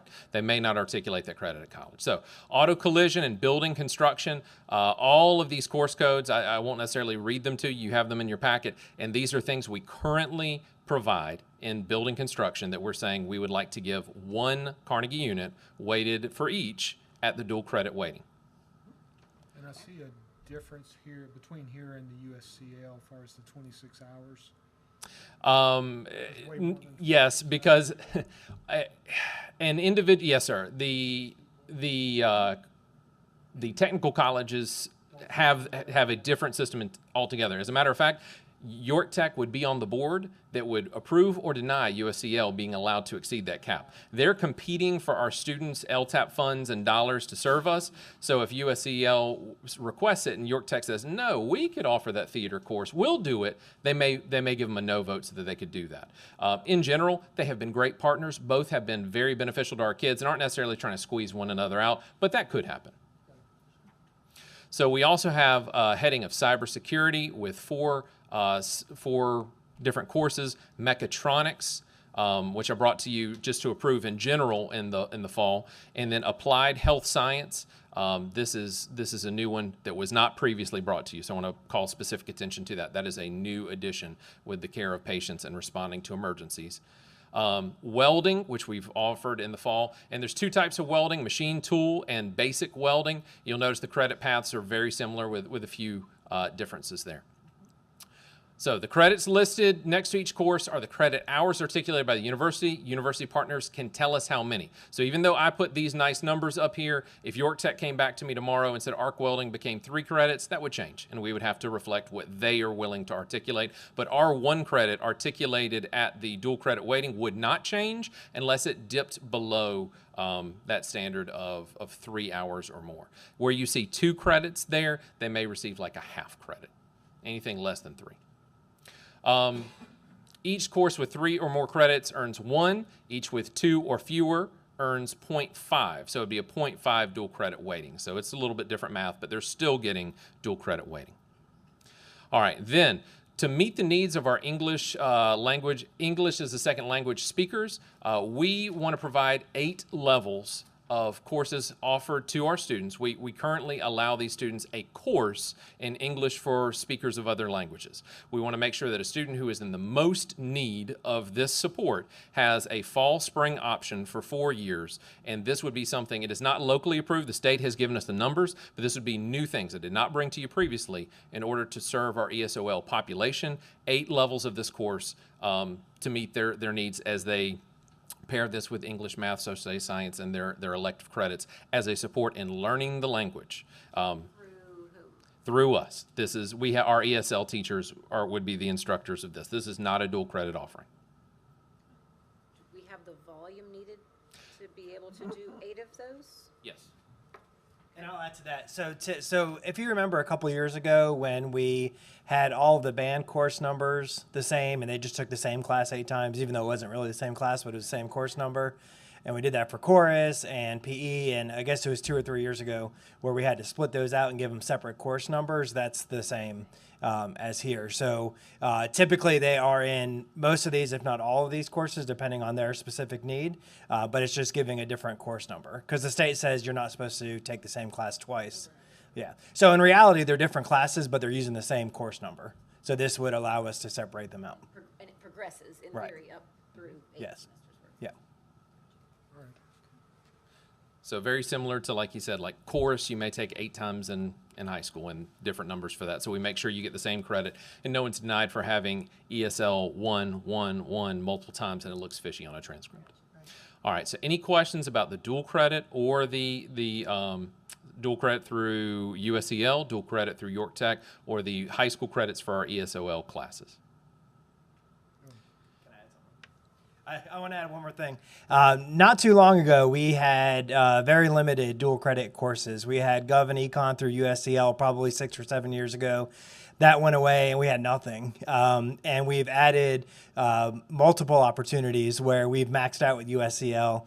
Just a lot of great opportunities for our students to receive free college credit with our teachers who we think are the best out there. And it gives our students a head start when they get to, if they're going to go to a 4-year university or a tech school, wherever they're going to go with these dual credit weighted classes. So I know we have some more tonight. Really excited with the English 101 and 102. We've talked about that for a while, just to give another great opportunity for our students. Well, and my sample size of 1 says, I mean, it's been very beneficial to start college with those credits, but also she and a lot of her friends that are in the same boat have found great success in taking the second level or the whatever in, you know, in the college at this point. So it's been very helpful. And we still see a place for AP courses. This is not to wipe out AP courses. We think that there can be a coexistence, and different students have different needs for what you're trying to get. But with that in mind, we will continue to try and expand our dual credit offerings and enrich what we can offer our kids to give them the widest variety of exposure to course content as well as credits as they pursue college. So what I bring before you tonight is a whole host of dual credit classes as well as our ESOL classes 1 through 8. So that would be the request before the board. I have two more on my sheet that I don't see. Oh, okay. There. Touche. Yes. AHS 117 and 120. Those are the help. And they are right there. AHS 117 and AHS 120. I'm not sure why it's on it's one on and here. good. It's not on there. Okay. Okay. Yep, so that should take us to a grand total of 40 total requested classes. 38 are present on that screen, 40 on your packet. Anybody have any questions? I didn't want to Does anybody have any questions that you haven't asked already? All right, entertain a motion. I'd like to make a motion that we accept the recommendation of the administration for the 40 presented new academic programs of study. Second. Motion is second for the presented courses, new courses. Any further discussion? All those in favor signify by saying aye. Aye. Any opposed? All right, that motion carries. Thank you very much. And now we are up to you, our fearless leader, for an update You gotta and. talk so fast, Jimmy Jones. Let's go. Freaky fast. Calendar event, yeah, freaky fast. The retirement reception next on the 18th. That's an invite only. I think most of you invited that. Held here at the district training. It was going to be held at the Glennon, but we changed it to the support center. Right? Okay. From 5:30 to 7:30 on the 18th. For those of you who are interested, show up at the morning of the 19th at 8:30 a.m. at Gold Hill. Well, actually at Gold Hill Middle School Stadium. You probably don't know that, but we're going to use your stadium. I think you know that. For the elementary school time capsule. You know we got a time capsule at the middle school too. And I don't know exactly. We probably wouldn't have planned to open that one. But anyway, that's going to be 8:30 a.m. and that ought to be a fun event. They did go ahead and retrieve the capsule. Everything was intact. We were afraid. We didn't know what it was Might be gonna. moldy or something inside. I said everything was in there and it was dry, so I don't know. Board meeting on the 23rd. Then also on the 23rd at 5 o'clock before the board meeting, Representative Felder and Representative O'Neill have, like last year, remember we had the Hometown Heroes celebration at Elisha Park, I believe, on the stage over there with the governor. I don't think the governor's coming to this one, but according to Ray, but she wants to hold that again and have it here at the Training and Sports Center at 5. So, and there's a whole list of groups that she has planning to honor and celebrate. Then the last 2 days, half days, the 24th to 25th, the teacher work day on the 26th, and then the graduations on the 27th. You see them there, Fort Mill High at 10, Catawba Ridge at 2, Nation Fort at 6, and new board members or old board members, you can come to as many as you want, or none, or you can come to none. The schools will want to know, so they're going to put you on the stage and count you in the procession group. The Memorial Day on the 29th in June. We will have the board meeting on the 6th with approval of the budget, hopefully, and then just as an extra event, the Tech Dowling Memorial Golf Tournament on the 12th. I need to mention on June the 15th, I got you've been wondering about the Chamber's State of the Community. They're going to do it different this year. The schools are not involved. It's Town of Fort Mill, City of TUK, County of York. No, I think they're going to do them all of York County on the 15th at 8 to 10 at the Glennon Center. We'll pay for you to go if you want to go. I'm wondering how they're going to get everybody in there. I think it's not just Fort Mill and TUK. I believe it's all the county, if I heard him right or read it right. But the schools are not involved, as I said. So if you want to, I did get something from the Chamber. If you want to go, we'll get you signed up. But That's on Thursday morning, the 15th of June. Used to be primarily the schools in the town and the city of TK, and they've kind of knocked us out of it, so. FYI there. You must have talked too long. Right. That must have been me. Heard that. Okay. All right. I think, oh, no, okay, keep rolling. Jimmy John. All right, here we go. The teacher in attendance, we had, well, let's talk about student enrollment first. We grew by, let me see, Donna, I'm trying to find my place here. She gave it to me so pretty. Now I'm getting all near the end of the meeting. I'm so excited. We went up from 18, we gained, how many was it? 17. 17. Why don't I have it in front of me? We made sure we had it. There it is. We grew by 17. My bad. Comedy of errors tonight. Okay, so 18,193 to 18,210. Anthony, we're getting closer to that 18,260, but we're not there yet. So you and I talked about earlier. Yes, sir. So anyway, and then on the teacher attendance, we have 3 school winners. At the elementary level, let's start with the Fort Mill High School. At the high school level, 94.62. Banks Trail Middle at the middle school level, 94.61. So they're second and third. And Riverview won the district award with 96.284. So Darlene's getting them there. No, Darlene left. We can't even record. Okay. No. $5 gift certificate to Jimmy John. Okay, that's me. I'm done. All right. Well, we are in need. I was just going to say, before we break, I just want to compliment the communications department. It was great seeing the new logo on all of our I materials. thought the same thing. It was so colorful up there. Yeah, it looked great. So, Love it. All right, we are in need of an executive session to discuss personnel recommendations, legal issues, contractual issues, and safety issues. So I would entertain a motion to move into executive Motion session. to go into executive session? Second. Thank you all. We are now in executive session.